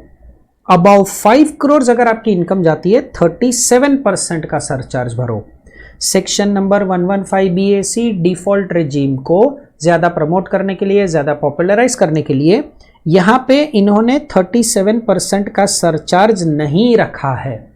If the income exceeds 2 crore your surcharge will be 25% only. अगर मेरे assessee की income 7 crore है तो ऑप्ट आउट रेजिम में उसे 37% सरचार्ज भरना पड़ेगा, जबकि डिफॉल्ट रेजिम में सिर्फ और सिर्फ 25% सरचार्ज भरना पड़ेगा. सरचार्ज का अमाउंट डिफॉल्ट रेजिम में कम आएगा, ऑप्ट आउट रेजिम में ज्यादा आएगा. हेल्थ एजुकेशन सेस तो 4% सबके लिए लगता ही है, irrespective of the rebate. In fact individual हो, HUF हो, कंपनी हो, फर्म हो, हेल्थ एजुकेशन सेस सबके लिए लगता है. 3 lakhs, 5 lakhs and 2,50,000 are called as basic exemption limit, because इस इनकम के ऊपर अगर आप कमाते हो तभी आपका टैक्स आता है. इस इनकम तक आपकी इनकम एग्जेम्प्टेड है, basic exemption limit, you don't have to pay any tax. एक बहुत ही छोटा सा सर्कुलर रिलीज किया था गवर्नमेंट ने ऑप्ट आउट रेजिम के लिए. ये सिर्फ ऑप्ट आउट रेजिम के लिए है, डिफॉल्ट रेजिम के लिए नहीं है. सर्कुलर क्या बोलता था, if somebody is born on 1st of April तो he has attained a particular age on the date preceding the birthday. अगर मैं 1st April को पैदा हुआ तो 31st मार्च को मेरी एज एक सर्टन एज पे पहुंची. मतलब अगर 1st April को मेरा 25th बर्थडे है तो I have completed 25 years on 31st March. 1st April से 26th year of my life started. That means इसकी जरूरत इसलिए पड़ी, if somebody whose 60th or 80th birthday falls on 1st April 2025, then एक दिन पहले 31st March 25 को उसका 60th या 80th बर्थडे खत्म हुआ. मतलब 60 years खत्म हुए, 80 years खत्म हुए, and so they will be eligible for a higher basic exemption limit of 3 lakhs and 5 lakhs for assessment year 25-26. आप सीनियर सिटीजन हो या सुपर सीनियर सिटीजन हो, वो चेक करना है at any time during the previous year. तो 1st April को अगर बर्थडे आता है तो 31st मार्च को आपने वो एज अटेन कर ली है, आप वो एज पे पहुंच चुके हो. चलो, so this brings us to the end of individual का tax calculation. HUF, partnership firm, AOP, BOI, partnership firm नहीं, I am very sorry, HUF, AOP, BOI and artificial juridical person. Default regime इनके लिए भी है, same के same slab rates है. 0 to 3 lakhs कोई tax नहीं, 3 to 7, 7 to 10, 10 to 12, 12 to 15, above 15 lakhs. Default regime में एक ही स्लैब रेट है. ऑप्ट आउट रेजिम में हम HUF का बात कर रहे हैं, हम AOP, BOI का बात कर रहे हैं. मतलब resident senior citizen, resident super senior citizen वाला तो कोई फंडा लगने वाला नहीं है. 0 to 2,50,000 जो अदर्स की कैटेगरी में स्लैब रेट था वही लगेगा. 2,50,000 के ऊपर ही तुम्हारा टैक्स कैलकुलेशन होगा, 5%, 20%, 30%. सरचार्ज का calculation same, up to 50 lakhs no surcharge. Default regime में 10%, 15%, 25%. ऑप्ट आउट रेजिम में 10%, 15%, 25% एंड 37%. 4% हेल्थ एजुकेशन सेस तो सब केस में लगेगा. So individual. हाँ, एक और चीज अगर आपने यहां पे ऑब्जर्व की हो, इस पूरे फॉर्मूला में रिबेट नहीं है, because as we discussed rebate is only applicable to individuals and rebate is only applicable to individuals और वो भी वो इंडिविजुअल जो रेजिडेंट होना चाहिए. तो HUF, AOP, BOI, artificial juridical person आपके लिए कोई रिबेट नहीं होने वाला. बाकी basic tax, surcharge, health education cess तो सेम रेट जो इंडिविजुअल के लिए वर्क करता है वो भी आपके लिए वर्क करेगा. Firm, local authorities and companies, firm का टैक्स रेट सबसे सिंपल. आपकी जो टोटल इनकम आई उस पर सीधा 30% टैक्स गिनो. अब that total income is 1 lakh, 1 crore, 10 crore, 100 crore, सीधा 30% फ्लैट टैक्स रेट. सरचार्ज का प्रोविजन भी सुपर सिंपल, ऑब्वियसली कोई रिबेट नहीं आएगा. up to an income of 1 crore, don't pay any tax. If the income goes above 1 crore, don't pay any tax. I am so sorry, so very sorry. Up to a total income of 1 crore, do not pay surcharge, बस वो 30% वाला tax पे कर लो. If the income goes above 1 crore, 30% on total income, और फिर उस tax पे 12% का सरचार्ज. अब वो इनकम 1 करोड़ के ऊपर कितनी है? 2 crore, 5 crore, 15 crore, does not matter. The moment income goes above 1 crore, 12% is the surcharge applicable. Health education says at the rate of 4% applies. Two small amendments. वैसे सच बोलूं तो डोमेस्टिक कंपनी वाला चीज अमेंडमेंट नहीं है, हर साल ऐसे ही होता है. अगर आप एक डोमेस्टिक कंपनी हो, अगर आप एक इंडियन कंपनी हो, तो आप कौन से ईयर का कैलकुलेशन कर रहे हो सर? Previous year 24-25. एक काम करो, 2 साल पीछे चलो, 2 माइनस कर दो, 2 ईयर्स लेस कर दो, तो प्रीवियस ईयर 22-23 आया. अब प्रीवियस ईयर 22-23 का P&L अकाउंट खोलो और उसमें आपका टर्नओवर कितना था, आपका ग्रॉस रिसीट कितना था. If that is less than और इक्वल टू 400 करोड़, तो आज की आपकी total income of today, previous year 24-25, उस पे आप 25% का बेसिक टैक्स भरो. In all the other cases 30% of the total income. मतलब अगर प्रीवियस ईयर 24-25 में टैक्स भरना है और 2 साल पहले का हमने टर्नओवर चेक किया, वो टर्नओवर 400 करोड़ से ज्यादा था, then today on your current year's total income you will pay 30% tax. इसमें ना थोड़ा सा लैक ऑफ क्लैरिटी है. गवर्नमेंट ने भी क्लैरिफाई नहीं किया, ICAI ने भी क्लैरिफाई नहीं किया. What if in the year 22-23 company exist ही नहीं करती थी? मतलब I would put it in positive words, ये मेरी डोमेस्टिक कंपनी इनकॉर्पोरेट हुई है इन द ईयर 23-24. तो 22-23 में तो थे ही नहीं, 22-23 में तुम्हारी कंपनी एग्जिस्ट ही नहीं करती थी, तो टर्नओवर जैसा कुछ था ही नहीं. या फिर it is incorporated in the current year only 24-25. अब कुछ पास्ट पेपर्स में ना इनकम टैक्स एक्ट ने स्टैंड लिया, सॉरी माय मिस्टेक, ICAI ने स्टैंड लिया कि 30% टैक्स भरो. फिर recently they've taken a stand के 25%. सो इस केस में ना आई वुड सजेस्ट स्टूडेंट को 25% का टैक्स रेट अप्लाई कर लो.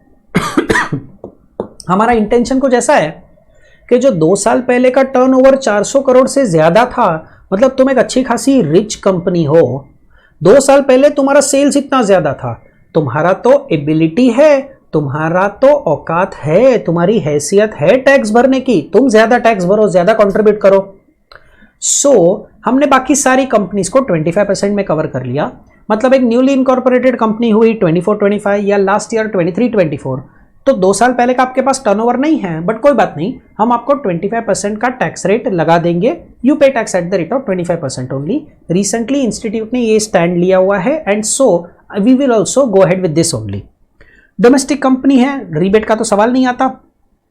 Surcharge up to a total income of 1 crore, up to a total income of 1 crore, no surcharge.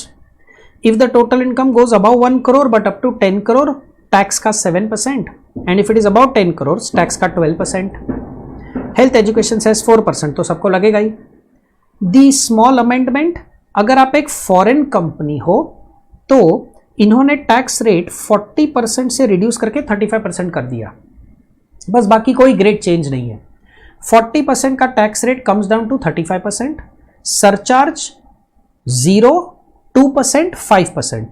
तो देखो क्लास में कभी ना कभी ना मैंने आपके साथ ऐसा डिस्कशन किया होगा. Domestic company, foreign company, domestic company, foreign company, दोनों का कंबाइंड सरचार्ज रेट याद रखने का technique. Up to 1 crore no surcharge. अब वो जो ये जो स्लैब है ना, ये वाले, इसको याद रख लो. स्लैब तो नहीं बोल सकता रियली, इनकम थ्रेशोल्ड्स. 1 करोड़ तक कोई सरचार्ज नहीं, 1 करोड़ से 10 करोड़ एंड अबव 10 करोड़, इसको याद रख लिया हमने.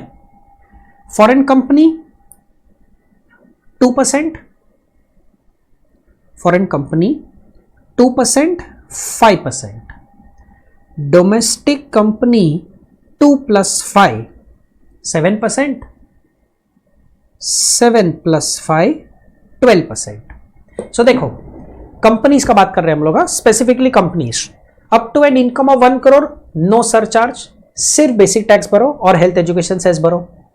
1 करोड़ से 10 crore foreign company 2%, above 10 crore 5%, domestic company 2 + 5 7%, 7 + 5 12%। ये मेरे सरचार्ज के rates. Health education cess applies 4% for everyone. Okay, अब सरचार्ज से रिलेटेड कुछ कॉम्प्लिकेशंस। अगर आप एक इंडिविजुअल हो, आप एक HUF हो, AOP BOI हो, आर्टिफिशियल ज्यूरिडिकल पर्सन हो, मतलब आप वो सारे असेसीज हो जो स्लैब रेट के हिसाब से टैक्स पे करते हैं, ये आप स्लैब रेट वाले हो। और अगर आपकी टोटल इनकम में ये 4 में से कोई एक इनकम है या 2 इनकम है या चारों के चारों इनकम है, short term capital gain under section 111A, दोनों टाइप के लॉन्ग टर्म कैपिटल गेन और डिविडेंड इनकम, तो आपका सरचार्ज ना थोड़ा सा अलग तरीके से कैलकुलेट होता है। हम क्या करते हैं, ये चारों इनकम्स को ना हटा देते हैं। 111A वाला short term gain, 112 and 112A वाला लॉन्ग टर्म गेन और डिविडेंड इनकम, इनको साइड में कर दिया और जो बैलेंस बचा ना उसको एक नाम दे दिया बैलेंस टोटल इनकम। सर ऐसा क्यों किया? नाउ दे आर सेइंग के अब greater than 50 lakhs but up to 1 crore कोई दिक्कत नहीं, सेम टू सेम 10% का surcharge. Greater than 1 crore but up to 2 crore no problem, 15% का सरचार्ज।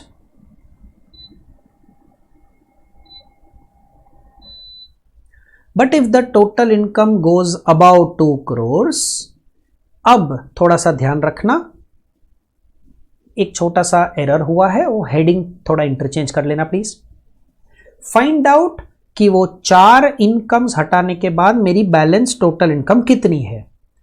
अगर वो बैलेंस टोटल इनकम वो 4 इनकम हटाने के बाद भी 2 करोड़ से ज्यादा है बट 5 करोड़ तक है, तो उस बैलेंस टोटल इनकम पे जितना इनकम टैक्स आया सिर्फ उतने इनकम टैक्स पर ही आप 25% का सरचार्ज पे करो। अगर मैंने मेरी वो 4 इनकम्स हटा दी और मेरा बैलेंस टोटल इनकम 2 करोड़ से ज्यादा है बट अप टू 5 करोड़ है, मतलब मेरा कैलकुलेशन 2 करोड़ क्रॉस हुआ, not because of those 4 incomes. वो 4 इनकम्स नहीं भी होती तो वैसे भी मेरा बैलेंस टोटल इनकम 2 करोड़ से ज्यादा ही था। बस उस बैलेंस इनकम पे जितना टैक्स आया ना, only that tax will suffer a surcharge of 25%। अगर बैलेंस टोटल इनकम वो 4 इनकम हटाने के बाद की बैलेंस इनकम 5 करोड़ क्रॉस करती है, तो उस बैलेंस टोटल इनकम पे जितना टैक्स आया सिर्फ उतने टैक्स पर ही 37% का सरचार्ज लगेगा under the opt out regime. Under the default regime तो 25% ही लगता है 2 करोड़ के ऊपर। एंड हमने वो 4 इनकम हटा दी ना, वो 4 इनकम्स पे जितना इनकम टैक्स आया उस इनकम टैक्स पर 15% का कंपल्सरी सरचार्ज लगा। तो देखो कॉन्सेप्ट, ये वाला कॉन्सेप्ट इतना कॉम्प्लिकेटेड कॉन्सेप्ट कब अप्लाई होगा?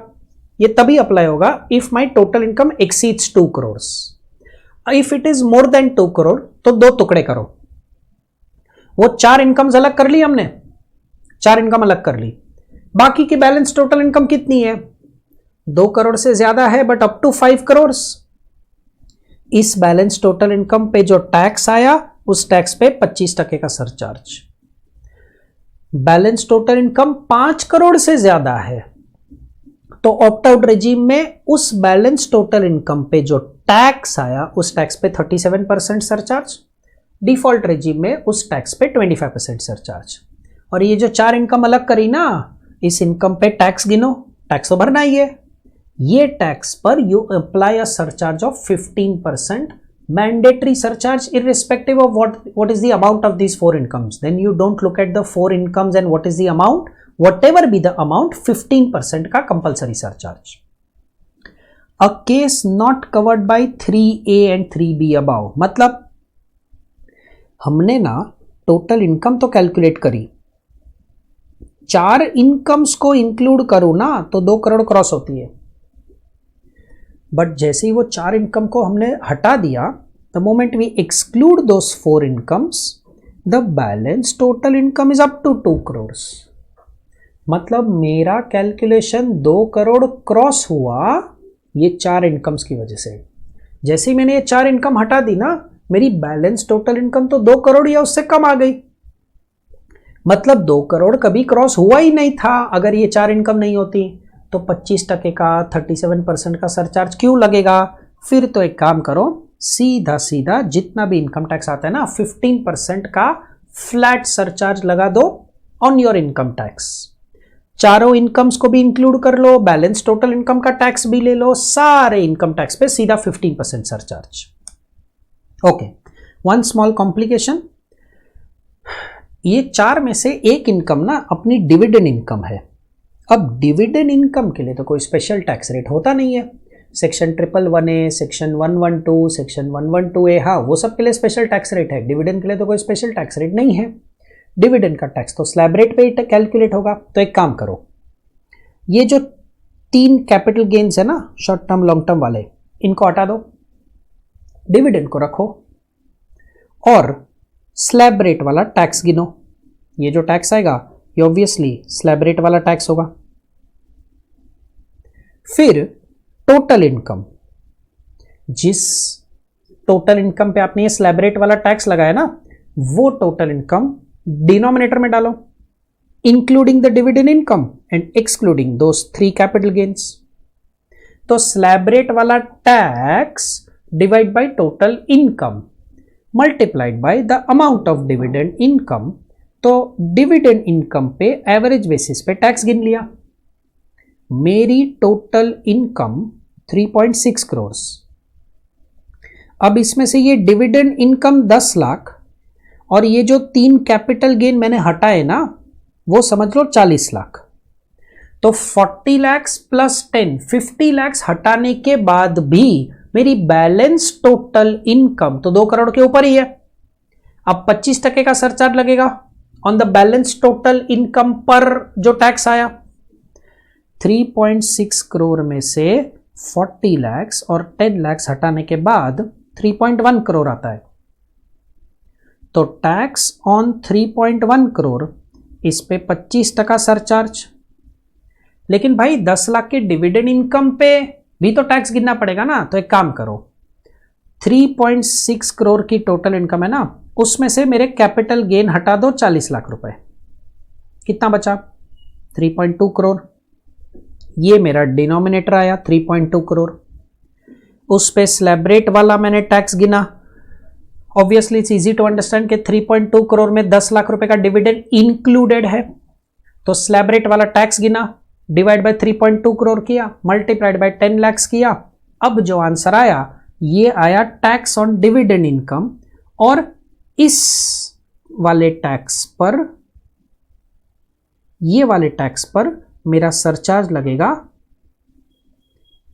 Eight the rate of 15%. Balance total income पे 25% का सरचार्ज पे करो, कैपिटल गेन्स पे भी 15% का सरचार्ज, और ऐसा प्रोपोर्शनेट वर्किंग करके डिविडेंड इनकम पे टैक्स गिना और उस टैक्स पे हमने 15% का सरचार्ज लगाया. Okay, last concept in the discussion of tax rates, marginal relief in case of surcharge. जैसे मार्जिनल रिबेट मिलता था वैसे marginal relief. If the total income marginally exceeds the threshold, थोड़ा सा एक्सीड कर लिया तो सरचार्ज ट्रिगर हो गया. या फिर सरचार्ज का रेट जो पहले 10% था वो अब 15% हो गया. क्यों? बिकॉज इनकम 1 करोड़ से थोड़ी सी बढ़ के 1 करोड़ से 2 करोड़ के बीच में आ गई, बट थोड़ा सा मार्जिनली. तो उसकी वजह से 10% का सरचार्ज 15% हो गया. तो उसकी वजह से मुझे एक्स्ट्रा टैक्स भरना पड़ेगा. तो गवर्नमेंट ने बोला the difference between the extra tax and the extra income is allowed as marginal relief. क्या करो, total income suppose is greater than 50 lakhs but up to 1 crore। तो एक काम करो, कितनी है टोटल इनकम, समझ लो 51 lakhs, 50 लाख के ऊपर। तो 51 lakhs पे ये मैंने ऑप्ट आउट रेजिम के हिसाब से मैं अभी कैलकुलेशन कर रहा हूं, डिफॉल्ट रेजिम के हिसाब से भी वर्किंग तो सेम रहेगा, सिर्फ टैक्स अमाउंट्स बदल जाएंगे। 51 lakhs की मेरी टोटल इनकम है। याद करो बेटा, हमने क्या बोला था, 51 लाख की मेरी इनकम में से मैं 10 लाख रुपीस की इनकम माइनस कर देता हूं। 41 lakhs पे 30% का टैक्स एंड 1,12,500, 10 लाख की इनकम पे इतना टैक्स आता है। तो 13,42,500 मेरा स्लैब रेट वाला टैक्स आया।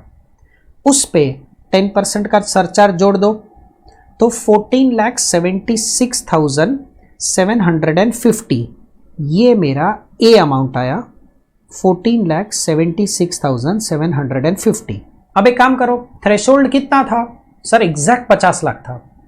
तो 50 लाख की इनकम पे टैक्स गिनो, तो 50 लाख में से 10 लाख हटा दिए, 40 lakhs, 40 lakhs पे 30% के हिसाब से 12 लाख रुपीस का टैक्स आएगा, प्लस 1,12,500, 13,12,500।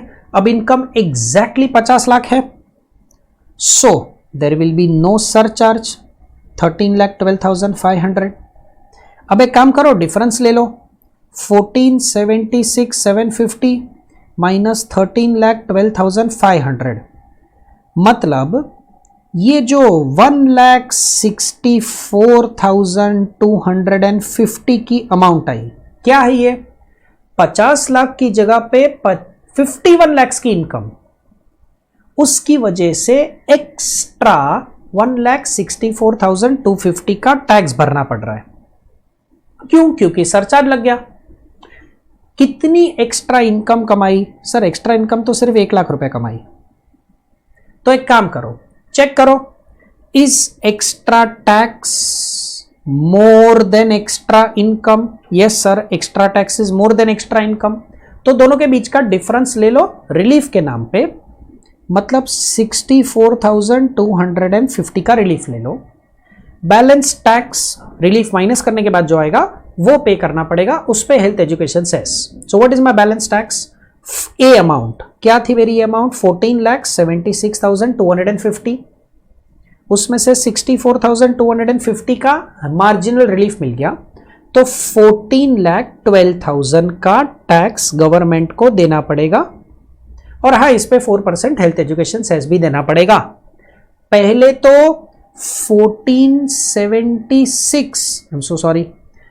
तो 1476 का टैक्स भरना पड़ता, 1476,750। रिलीफ की वजह से 14,12,000 का ही टैक्स भरना पड़ेगा, 4% हेल्थ एजुकेशन सेस अलग से। सो अगर मेरी इनकम, होपफुली ये कैलकुलेशन अगर आपको समझाओ, तो मैं एक और आखिरी कैलकुलेशन कर लेता हूं।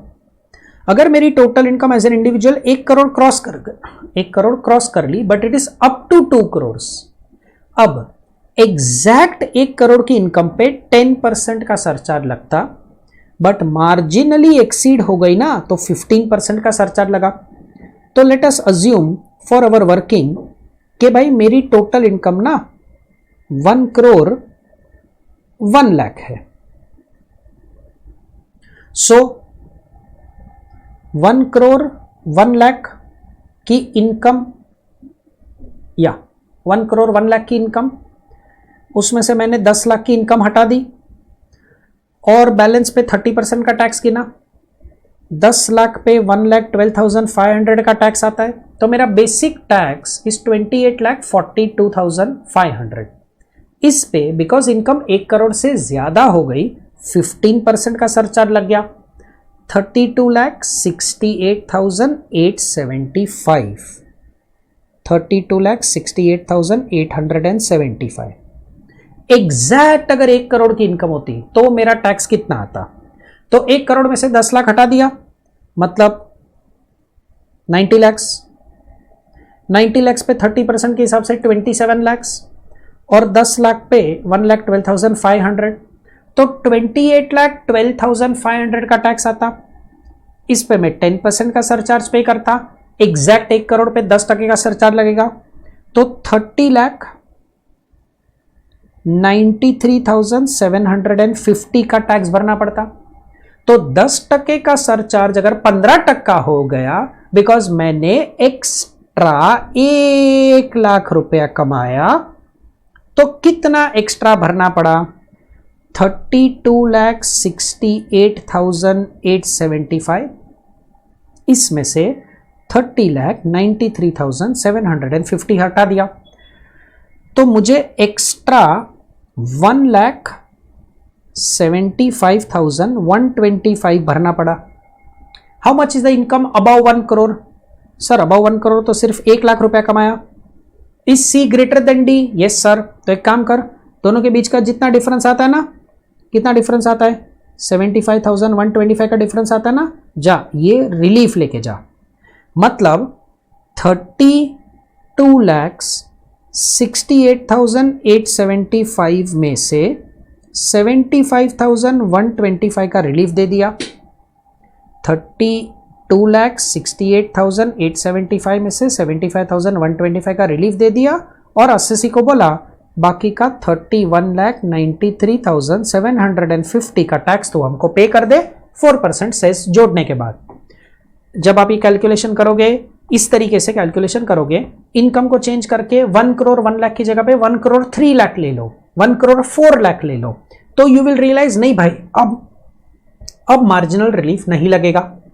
सो बुक में इस तरीके से मैंने आपको कैलकुलेशन करके एक पैटर्न बना के दिया हुआ है, एक फॉर्मेट बना के दिया हुआ है। 2 करोड़ से 5 करोड़ हुआ तो क्या होगा? 5 करोड़ के ऊपर तो सिर्फ ऑप्ट आउट रेजिम के लिए। पार्टनरशिप फर्म के लिए इसको कैसे वर्क करना है? डोमेस्टिक कंपनी के लिए इसका वर्किंग अप टू 1 करोड़ से 10 करोड़ के बीच में, 10 करोड़ के ऊपर। फॉरेन कंपनी के लिए भी किस तरीके से वर्किंग करना है, ये पूरा हिसाब किताब करके रखा हुआ है। So all that you have to do is to understand the structure. ये फॉर्मूला समझ गया, कभी कौन सा सरचार्ज रेट लगेगा, किस तरीके से कंपैरिजन करना है, तो you can easily calculate the amount of marginal relief. Okay, now to finish off this discussion of tax rate, 2 things to discuss. One, section number 115 BAC. Section number 115 BAC छोटे मोटे amendments आए हुए हैं, but it will not take much time.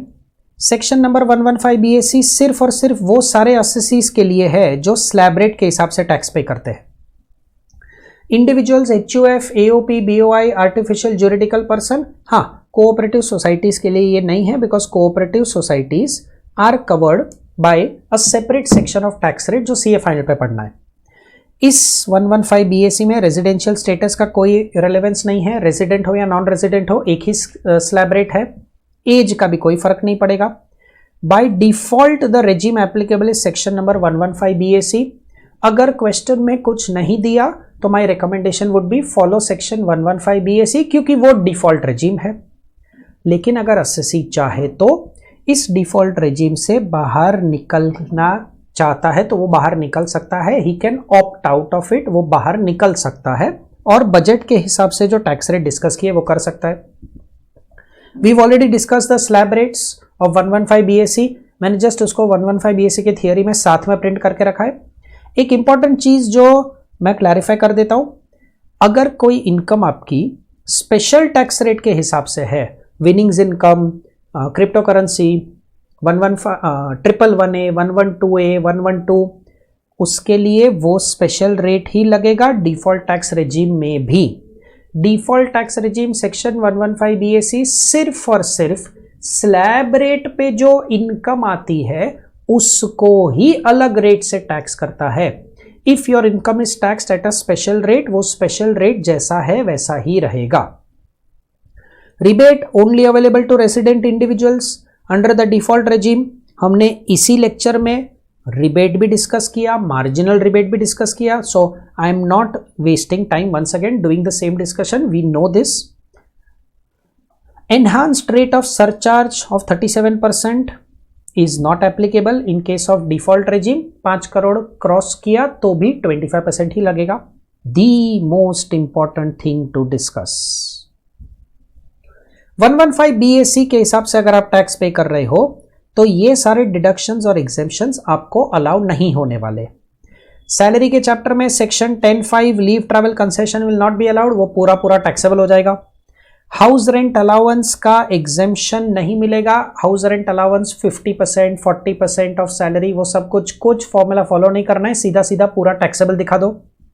Special allowances, children education allowance, children hostel expenditure allowance, helper allowance, research allowance, uniform allowance, underground allowance, नहीं, ये सारे exemption आपको disallow कर दिए जाएंगे। अलाउंस पूरा टैक्सेबल हो जाएगा। All the other allowances will be taxable. हाँ, 4 अलाउंसेस ऐसे हैं जिसका आपको एग्जेम्पशन दिया है गवर्नमेंट ने। ट्रांसपोर्ट अलाउंस, ये ट्रांसपोर्ट अलाउंस आपका रूल 2BB के हिसाब से है। ये ट्रांसपोर्ट अलाउंस का आपको डिफॉल्ट रेजिम में भी एग्जेम्पशन मिलेगा।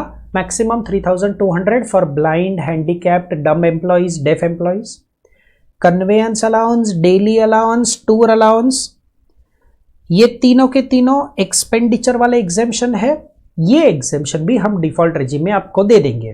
तो एक्सपेंडिचर वाले 3, कन्वेयंस, टूर, डेली, और रूल 2BB वाला एक ट्रांसपोर्ट, इसका एग्जेम्पशन तो दोनों रेजिम में मिलेगा।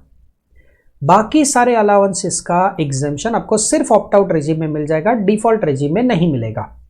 यही सारे पॉइंट्स जो मैं अभी आपके साथ इस टेबल के फॉर्म में कर रहा हूं, हर एक चैप्टर के इंडिविजुअल नोट्स में भी रेलेवेंट जगह पे मैंने लिखे हुए हैं।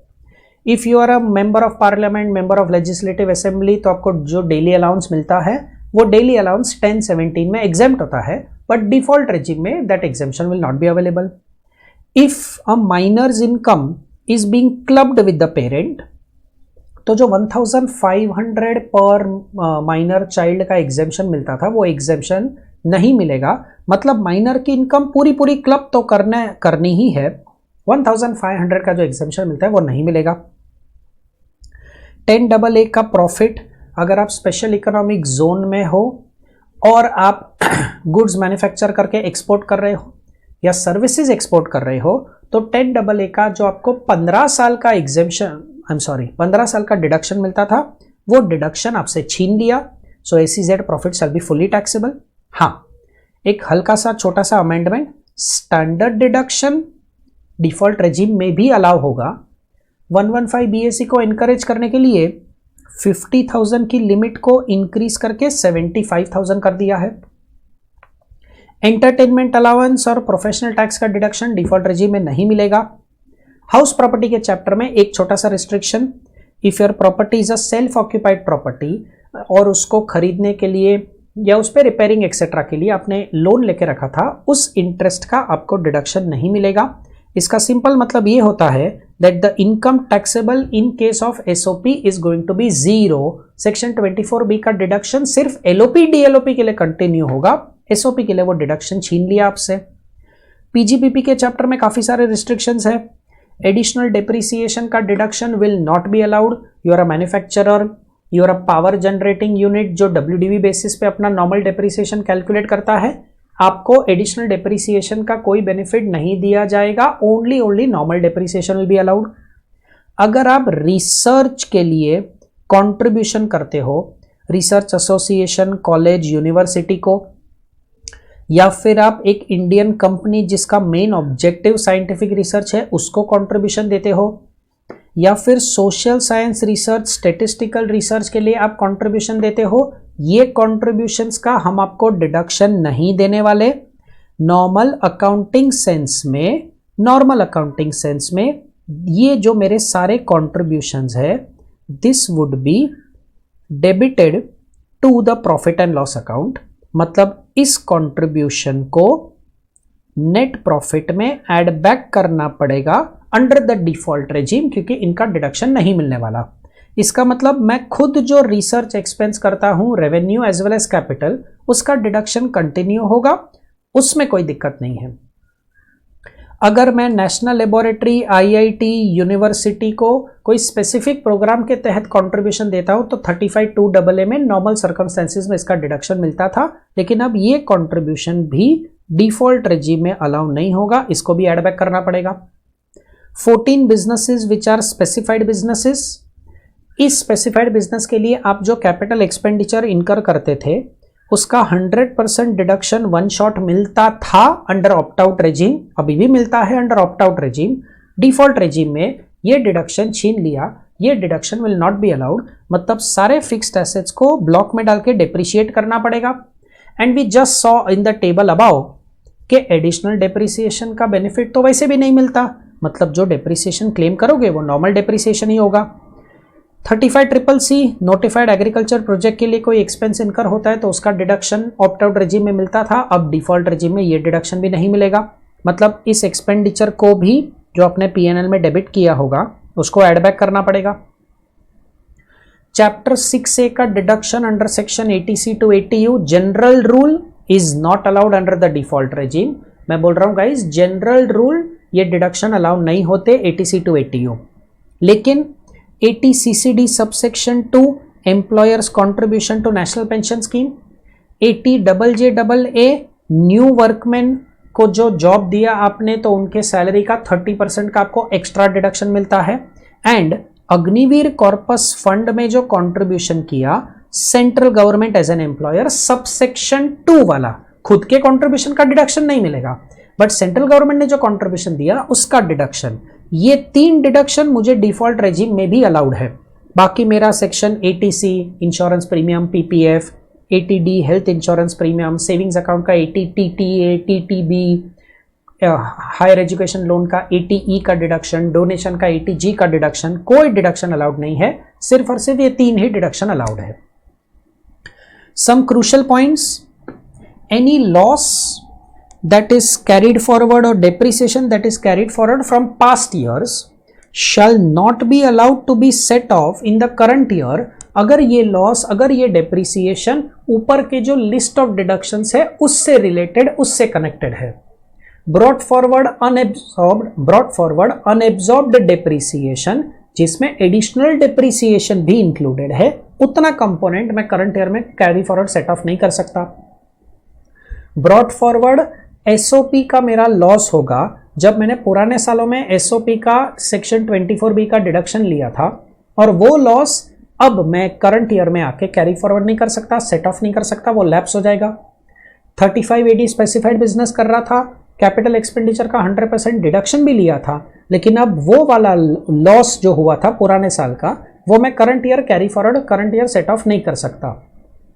If the loss is related to the deductions above, आप वो loss carry forward set off नहीं कर सकते। हाउस प्रॉपर्टी से रिलेटेड एक बहुत ही अनयूजुअल सा प्रोविजन है जो याद रखना पड़ेगा। Any loss under the head income from house property can not be set off with income under any other head. They are saying guys any loss, not just loss related to SOP but also related to LOP and DLOP।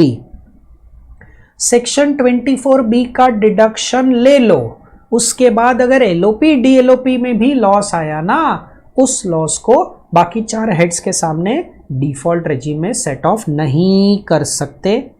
ना उसको set of कर सकते हो, ना उसको carry forward कर सकते हो, ना ब्रॉट फॉरवर्ड जो लॉस है उसको कैरी फॉरवर्ड कर सकते हो, उसको सेट ऑफ कर सकते हो, ये भी नहीं हो सकता। करंट ईयर का लॉस लैप्स हो जाएगा, पुराना वाला लॉस भी लैप्स हो जाएगा।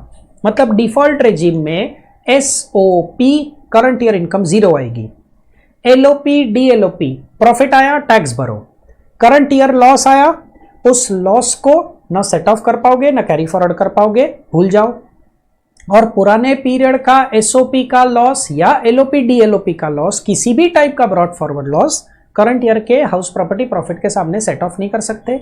मतलब डिफॉल्ट रेजिम में हाउस प्रॉपर्टी का पुराना लॉस लैप्स हो गया, करंट ईयर में लॉस आया उसको भी लैप्स कर दो, SOP में से तो 0 इनकम ही आएगी।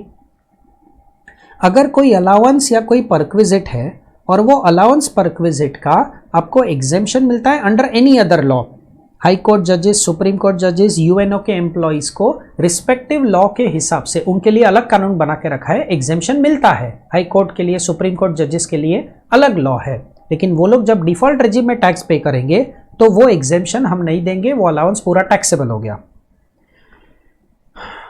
ऑप्ट आउट वाला concept, the default regime shall not apply to a person who exercises the opt out regime by filing a return of income on or before applicable due date. मतलब अगर belated return file किया तो default regime वाला tax ही apply होगा। अगर default system से बाहर आके ऑप्ट आउट regime में टैक्स भरना है, सारे डिडक्शंस और एग्जेम्पशंस लेने हैं, बजट के टैक्स रेट्स अप्लाई करने हैं, तो इंश्योर दैट रिटर्न टाइम पे फाइल होना चाहिए। Once you have opted out, the default regime shall not apply for that assessment year and subsequent assessment years. Basic rule. Such assessee is allowed to withdraw his opt-out option. अगर ये assessee PGBP वाला assessee है, PGBP वाले assessee ने बोला मुझे opt-out regime में tax पे करना है, फाइन, फिर उस असेसमेंट ईयर के लिए या फ्यूचर असेसमेंट ईयर्स के लिए डिफॉल्ट का कॉन्सेप्ट, डिफॉल्ट regime अप्लाई नहीं होगा, बेसिक रूल। हाँ, लेकिन हम आपको एक बार ऑप्ट आउट वाला जो आपने चीज किया है ना, उसको विड्रॉ करके वापस डिफॉल्ट में आने देंगे, वो हम आने देंगे आपको। Default regime shall apply to that AY and all subsequent AYs. हाँ, इसका मतलब ये हुआ कि बिजनेस करने वाला बंदा बाय डिफॉल्ट regime लगेगा। तुझे डिफॉल्ट regime नहीं लगाना है, तुझे पसंद नहीं है, ऑप्ट आउट regime में ऑप्शन फाइल, रिटर्न फाइल करके आजा ऑप्ट आउट regime में। लेकिन एक बार तो ऑप्ट आउट regime में आ गया ना, फिर हर साल ऑप्ट आउट regime ही कंटिन्यू होगा। एक बार हम तुझे देते हैं, एक चांस देते हैं वापस डिफॉल्ट regime में आने का, बट देन एक बार वापस आ गया ना तो फिर ऑप्ट आउट दूसरी बार नहीं कर सकता, फिर डिफॉल्ट regime कंपल्सरीली लगेगा। हाँ, लेकिन कुछ ऐसा हुआ कि ऐसे असेसी ने फ्यूचर में अपना बिजनेस प्रोफेशन डिसकंटिन्यू कर दिया, तो फिर वो ये नेक्स्ट वाले पार्ट में आ जाएगा एंड देन उसको हर एक साल के लिए डिफॉल्ट या ऑप्ट आउट चूज करने का ऑप्शन दिया जाता है। ये रूल अपना बिजनेस प्रोफेशन वाले बंदे के लिए हुआ। If somebody is not having business और प्रोफेशन, सैलरी इनकम है, जॉब करता है या फिर हाउस प्रॉपर्टी और अदर सोर्सेस कमाता है, तुम्हें हर साल ऑप्शन दिया जाएगा, या तो डिफॉल्ट में टैक्स भरो या तो ऑप्ट आउट में टैक्स भरो, तुम्हारी मर्जी, जो तुम्हें फायदेमंद लगे। मतलब हमने असेसीज को दो पार्ट में डिवाइड कर दिया, बिजनेस वाला असेसी या नॉन बिजनेस वाला असेसी। बिजनेस वाला assessee by default regime apply होगा। एक बार तुझे मौका देंगे ऑप्ट आउट regime बाहर निकलने का, एक बार तो ऑप्ट आउट हो गया ना, फिर हर साल ऑप्ट आउट regime के हिसाब से ही टैक्स भरेगा। लेकिन एक बार हम तुझे वापस चांस देते हैं ऑप्ट आउट से डिफॉल्ट में आने का। ऑप्ट आउट से एक बार वापस डिफॉल्ट में आ गया, दूसरी बार जिंदगी में ऑप्ट आउट नहीं कर सकता। हाँ, लेकिन फ्यूचर में तूने ये बिजनेस बंद कर दिया ना, तो तू नॉन बिजनेस वाले असेसी के जैसा ही बन गया। अब नॉन बिजनेस वाला असेसी या तू जिसने बिजनेस डिसकंटिन्यू कर दिया है, हमने तुम दोनों को सेम मान लिया, हर साल default, next year opt out लेना है तो opt out, year wise choose करो। The concept of AMT is not attracted. Yes, AMT concept will not be applicable to somebody who pays tax under section 115 BAC। चलो, तो 115 BAC का detailed discussion हो गया। अब इस लेक्चर को खत्म करते हैं ये अनडिस्क्लोज्ड इनकम्स का डिस्कशन करके। Incomes under section 68 to 69D। Step 1 ये इनकम क्या है वो समझ लो, स्टेप 2 उसका टैक्स रेट समझ लो। हमने लेक्चर की शुरुआत में कहा था, जब मैंने स्टार्ट किया था ये वाला सेशन, इस वीडियो के स्टार्टिंग में आपको मिलेगा कि भाई टैक्स रेट तो बहुत ज़्यादा है, 78%। क्यों? इस इनकम को देखेंगे ना तो सब समझेगा। Section number 68 cash credit. आपकी बुक्स में आपने कुछ अमाउंट को क्रेडिट किया है, इन्होंने लिखा है एनी सम, एनी इनकम नहीं, एनी सम। वो इनकम का एंट्री ना भी हो, वो लोन का एंट्री हो, वो शेयर इश्यू का एंट्री हो, डिबेंचर इश्यू का एंट्री हो, कोई भी नॉर्मल एंट्री हो, आपने अपनी बुक्स में कोई अमाउंट को क्रेडिट किया है। लेकिन कॉमन फीचर, ऑलमोस्ट सारे सेक्शंस में ये common feature, serial number 1, serial number 2, common feature, आप उसके सोर्स के बारे में, उसके नेचर के बारे में कुछ एक्सप्लेन नहीं कर पा रहे हो कि ये जो आपने बुक्स में एंट्री किया ये पैसा कहाँ से आया, या फिर आपने एक्सप्लेनेशन दिया लेकिन वो एक्सप्लेनेशन सेटिस्फैक्टरी एक्सप्लेनेशन नहीं है, देन ये जो अमाउंट आपने क्रेडिट किया है वो आपकी इनकम मानी जाएगी। अगर आपने जो अमाउंट क्रेडिट किया है वो लोन या बोरोइंग के तौर पे दिख रहा है, cash account debit to loan taken, bank account debit to loan taken, तो आपको एक्सप्लेन करना है वो पैसा कहां से आया, एंड दैट्स नॉट इनफ. आपका explanation will be treated as satisfactory only if जिस पर्सन के नाम पे आपने एंट्री की है ना, उसके सोर्स का एक्सप्लेनेशन दो. मतलब अगर मैंने मेरी बुक्स में एंट्री पास करी cash account debit to loan from mister Z, तो मुझे यह भी एक्सप्लेन करना पड़ेगा कि जेड का सोर्स क्या था. जेड का सोर्स क्या था, उसके पास यह पैसा कहां से आया मुझे लोन देने के लिए. If I am able to explain Z का source satisfactorily, then my explanation is satisfactory, तो फिर ये सेक्शन नहीं लगेगा. बट अगर मैं z का सोर्स सेटिस्फैक्टरीली एक्सप्लेन नहीं कर पाया, तो ये अमाउंट मेरे लिए मिस्टर आर के लिए कैश क्रेडिट वाली इनकम मानी जाएगी. सोर्स का भी सोर्स एक्सप्लेन करना पड़ेगा, एंड बट ऑब्वियसली वो सोर्स भी सेटिस्फैक्टरीली एक्सप्लेन करना पड़ेगा. इस सेक्शन का लास्ट पार्ट, अगर एक प्राइवेट लिमिटेड कंपनी है और उसने शेयर्स इशू किए हैं, तो जिस रेजिडेंट बंदे को हमने शेयर इशू किए हैं, ऐसा हम बोल रहे हैं, bank account debit to share capital to share application money to share premium, ये जो क्रेडिट का एंट्री है ना, हमने किसी रेजिडेंट बंदे के नाम पे किया, उस बंदे का भी सोर्स एक्सप्लेन करो और वो सोर्स सेटिस्फैक्टरीली एक्सप्लेन करो. तो क्लोजली हेल्ड कंपनी के लिए ये सेक्शन अप्लाई नहीं होगा. अगर तुम उस रेसिडेंट बंदे का सोर्स कि उसने ये शेयर खरीदने के लिए कौन सा पैसा यूज किया वो एक्सप्लेन नहीं कर पाते हो, तो क्लोजली हेल्ड कंपनी तुम्हारे लिए ये शेयर कैपिटल की entry will be deemed as your cash credit income. तो ये तुम्हारा सेक्शन नंबर 68. सेक्शन नंबर 69, आपने इन्वेस्टमेंट किया लेकिन उसको बुक्स में रिकॉर्ड नहीं किया.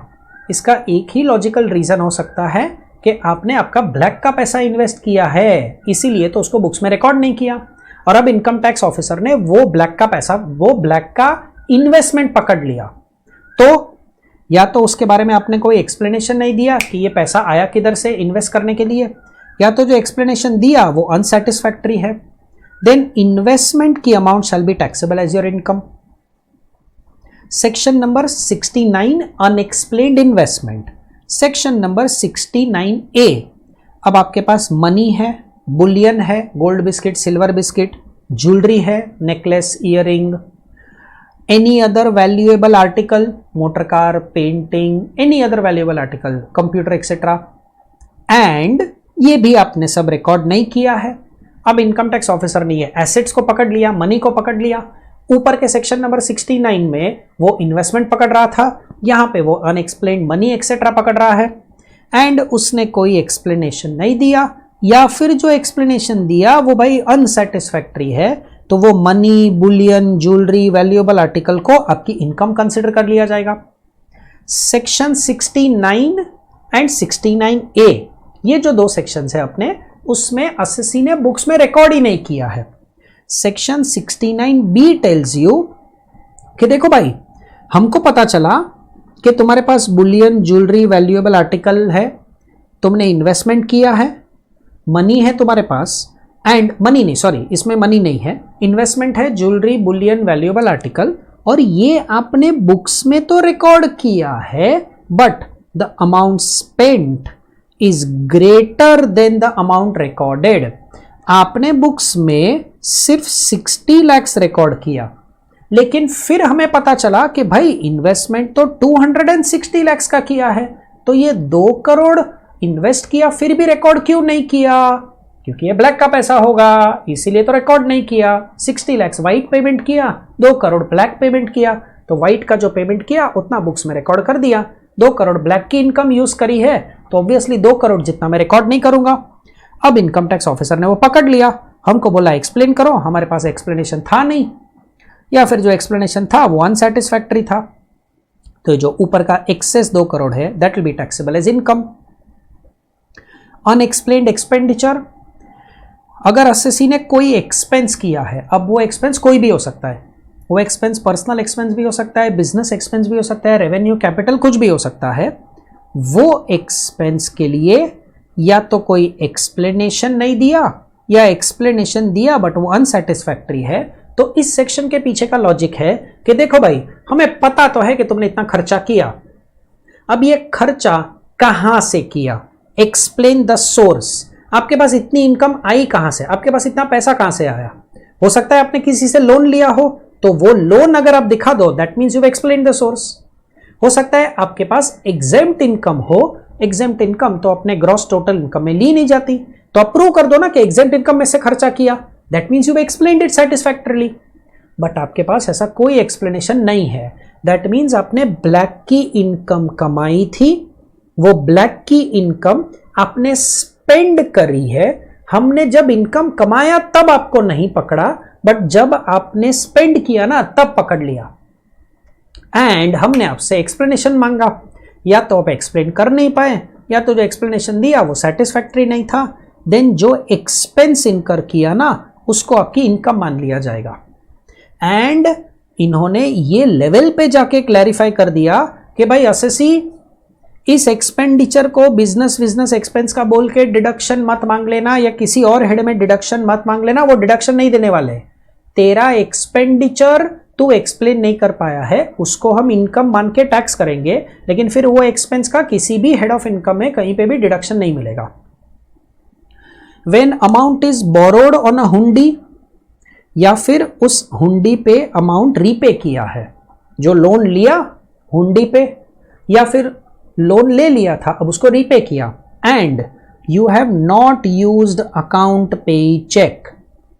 तो जब बोरो किया वो बोरोवल की अमाउंट आपकी इनकम मान ली जाएगी जिसने बोरो किया, या फिर जिसने बोरो किया उसने जब रीपे किया तो amount repaid will be taxable as income. मतलब अकाउंट पे चेक से बोरो किया और अकाउंट पे चेक से ही रीपे किया, ये सेक्शन अप्लाई नहीं होगा। बोरो करते वक्त अकाउंट पे चेक यूज नहीं किया, रीपे करते वक्त अकाउंट पे चेक यूज नहीं किया भाई साहब, तब हम ये सेक्शन अप्लाई करेंगे। Amount borrowed is deemed as your income, amount repaid is deemed as your income. हाँ, हम डबल टैक्स नहीं लगाएंगे। If the amount borrowed is your income then this borrower shall not be liable to be taxed again at the time of repayment. या तो borrower के वक्त, borrowing करते वक्त, या तो रीपे करते वक्त, दोनों में से एक इवेंट अगर अकाउंट पे चेक से नहीं हुआ तो टैक्स लग गया, लेकिन अगर बोरो करते वक्त टैक्स लगा था तो रीपे करते वक्त टैक्स नहीं लगेगा।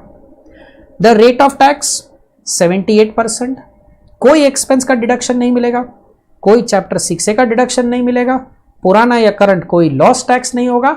इस टैक्स, इस इनकम पे, ये अनडिस्क्लोज्ड इनकम है, आप सोर्स एक्सप्लेन नहीं कर पाए हो, आपने इन्वेस्टमेंट किया है, बुलियन ज्वेलरी खरीदा है, बुक्स में फेक एंट्री पास किया है, एक्सपेंडिचर का बोगस एंट्री पास किया है, अब हम इस पे बहुत स्ट्रिक्ट होने वाले हैं। We are going to ask you to pay a tax of 78%, और इस इनकम के खिलाफ ना कोई चैप्टर 6A डिडक्शन, ना कोई लॉस सेट ऑफ, ना कोई एक्सपेंस का डिडक्शन, पूरे अमाउंट पे टैक्स लगेगा eight the rate of 78%।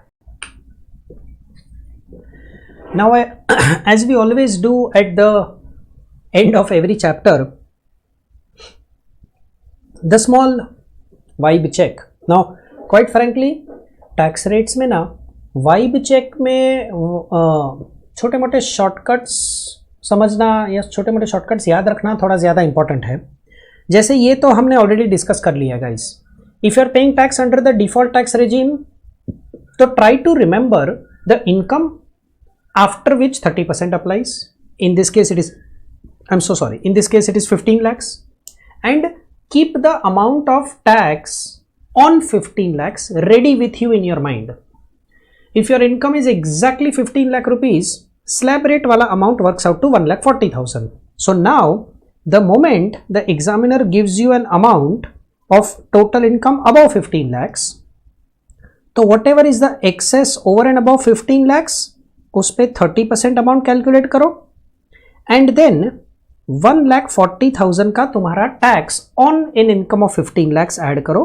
This will be your tax amount as per slab rate. So calculation fast हो जाएगा। As far as the opt out regime is concerned, as देखना पड़ता है, residential status देखना पड़ता है, तो मैंने कॉरस्पॉन्डिंग अमाउंट्स लिख दिए। रेजिडेंट सीनियर सिटीजन, इनकम की अमाउंट याद रखनी पड़ेगी 10 lakh rupees, tax 1,10,000, resident super senior citizen tax 1 lakh, any other person non-resident below the age of 60 years, non-resident above the age of 60 years, resident person below the age of 60 years, 1,12,500. so ये पहली amount जो चीजें याद रखो तुम। Second, as far as rebate is concerned, rebate under section 87A, default regime 7 lakh rupees तक की income पे 25,000 का maximum rebate. Marginal rebate will be available if the income is between 7 lakhs and 7,22,200. Broadly speaking 7,22,222 की जगह पे 200 याद रख लो। इसके ऊपर अगर आपकी इनकम जाती है तो रिबेट नहीं मिलेगा। ऑप्ट आउट रेजिम में तो भाई up to an income of 5 lakh rupees you have a rebate of 12,500, no rebate above total income of 5 lakhs। Resident super senior citizens के लिए रिबेट का कॉन्सेप्ट नहीं है। सर ऐसा क्यों? रेजिडेंट सुपर सीनियर सिटीजन को भी तो रिबेट मिलना चाहिए, रेजिडेंट है वो। उनका स्लैब रेट अगर आप याद करोगे तो 0 to 5 lakhs the tax is only 0, तो रिबेट विल नॉट अप्लाई। हाँ, एक छोटी सी चीज, जो एक छोटी सी सिचुएशन जो मैंने विजुलाइज करी, अगर आपकी टोटल इनकम में विनिंग्स इनकम है तो विनिंग्स इनकम पे तो 30% टैक्स लगता ही है एंड उस पर बेसिक एग्जेम्पशन लिमिट का कोई बेनिफिट नहीं मिलता। So as a resident super senior citizen let us say the total income is 4 lakhs, जिसमें से the amount of winnings is 3 lakhs and मेरी balance total income is 1 lakh। अब ये 1 lakh पे तो कोई टैक्स आएगा नहीं, बट 3 lakhs पे 30% के हिसाब से मेरा टैक्स 90,000 रुपीज आएगा। अब तो ये तो टैक्स भरना पड़ेगा। You can not claim the benefit of basic exemption limit in this case, tax payable है। हाँ, इसके सामने फिर मैं 12,500 का रिबेट क्लेम कर सकता हूं। This is one possibility where super senior citizen की इनकम 5 लाख या उससे कम है, फिर भी उसे रिबेट मिल रहा है अगर उसमें विनिंग्स इनकम है, और विनिंग्स पे तो ऑब्वियसली आपको कंपल्सरीली टैक्स पे करना ही पड़ेगा। And marginal relief in case of surcharge. अब मैंने ना यहां पे एक कैलकुलेशन ऐसा करके रखा है, थोड़ा सा दिक्कत होगा याद रखने में। Default tax regime and opt out tax regime, 50 lakhs to 1 crore की इनकम हुई, income is above 50 lakhs but up to 1 crore, तो what is the marginal income, मतलब वो क्या इनकम है जहां तक सरचार्ज में मार्जिनल रिलीफ मिलेगा। तो जैसे कि डिफॉल्ट टैक्स रेजिम में 50 लाख से लेकर 51,77,610 तक अगर आपकी इनकम हुई तो भाई marginal relief will be available in case of surcharge. मतलब 51,77,700 हो गया, 51,78,000 हो गया, 51,79,000 हो गया, तो पूरा सरचार्ज भरना पड़ेगा। 1 crore से लेकर 1 crore 2,05,340 तक आपको मार्जिनल रिलीफ मिलेगा। 2 crore से लेकर 2 crores 9,10,400। ऑप्ट आउट रेजिम में भी कॉरेस्पॉन्डिंग मैंने अमाउंट्स लिख दिए, 50 लाख से लेके 51,95,900, 1 crore से लेके 1 crore 2,14,695, राउंड ऑफ करके 700 याद कर लो। थोड़ा सा एफर्ट लगेगा, बट अगर ऐसे अमाउंट्स याद रख लो ना, तो ये नहीं तो इसके आसपास के कुछ अमाउंट याद रख लो, तो एमसीक्यूज में ना it will immediately strike you के mister X is assessee paying tax under the default regime, his total income is 1 crore 2 lakhs, calculate the tax payable, and then what will happen is भाई 1 crore 2 lakhs default regime, एक minute surcharge तो लगा, but यार 1 crore 2 lakhs लिखा है या 1 crore 1,85,000 लिखा है, एक बार मार्जिनल रिलीफ चेक करके देखते हैं। This will be a kind of a trigger point in your mind कि भाई ये वाली अमाउंट्स जो मैं अभी हाईलाइट कर रहा हूं ना, ये वाली अमाउंट्स 51,77,610, 1 crore 2,05,000, 2 crore 9,10,400, ये जो अमाउंट्स है ना, ये अगर याद कर सको ना तो एमसीक्यूज में मार्जिनल रिलीफ तुरंत क्लिक हो जाएगा, you will be easily able to identify. बाकी टैक्स रेट्स का calculation is nothing very difficult, nothing great. Decent practice करोगे तो टैक्स रेट्स अपने आप याद रह जाएंगे। जैसे तुम करते हो, वीडियो पॉज करके इसका फोटो ले लो या कॉपी कर लो या स्क्रीनशॉट ले लो। ये फर्स्ट थिंग 30% के ऊपर अगर इनकम 30% वाली इनकम जाती है तो टैक्स स्लैब रेट वाला टैक्स कैसे याद रख लोगे। देन द सेकेंड थिंग कि भाई रिबेट अंडर सेक्शन 87A, उसमें भी मार्जिनल रिबेट जैसा फंडा हुआ तो किस तरीके से रिबेट अवेलेबल होगी।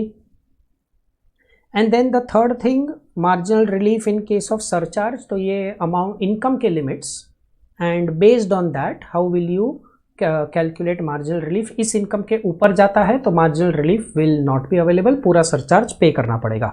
चलो तो अपना टैक्स रेट का revision gets over with this. Hopefully this was much useful to you guys. अगर ये लेक्चर काम का लगा, अगर ये लेक्चर से आप सीखे हो तो आपके फ्रेंड्स के साथ भी शेयर कर लो।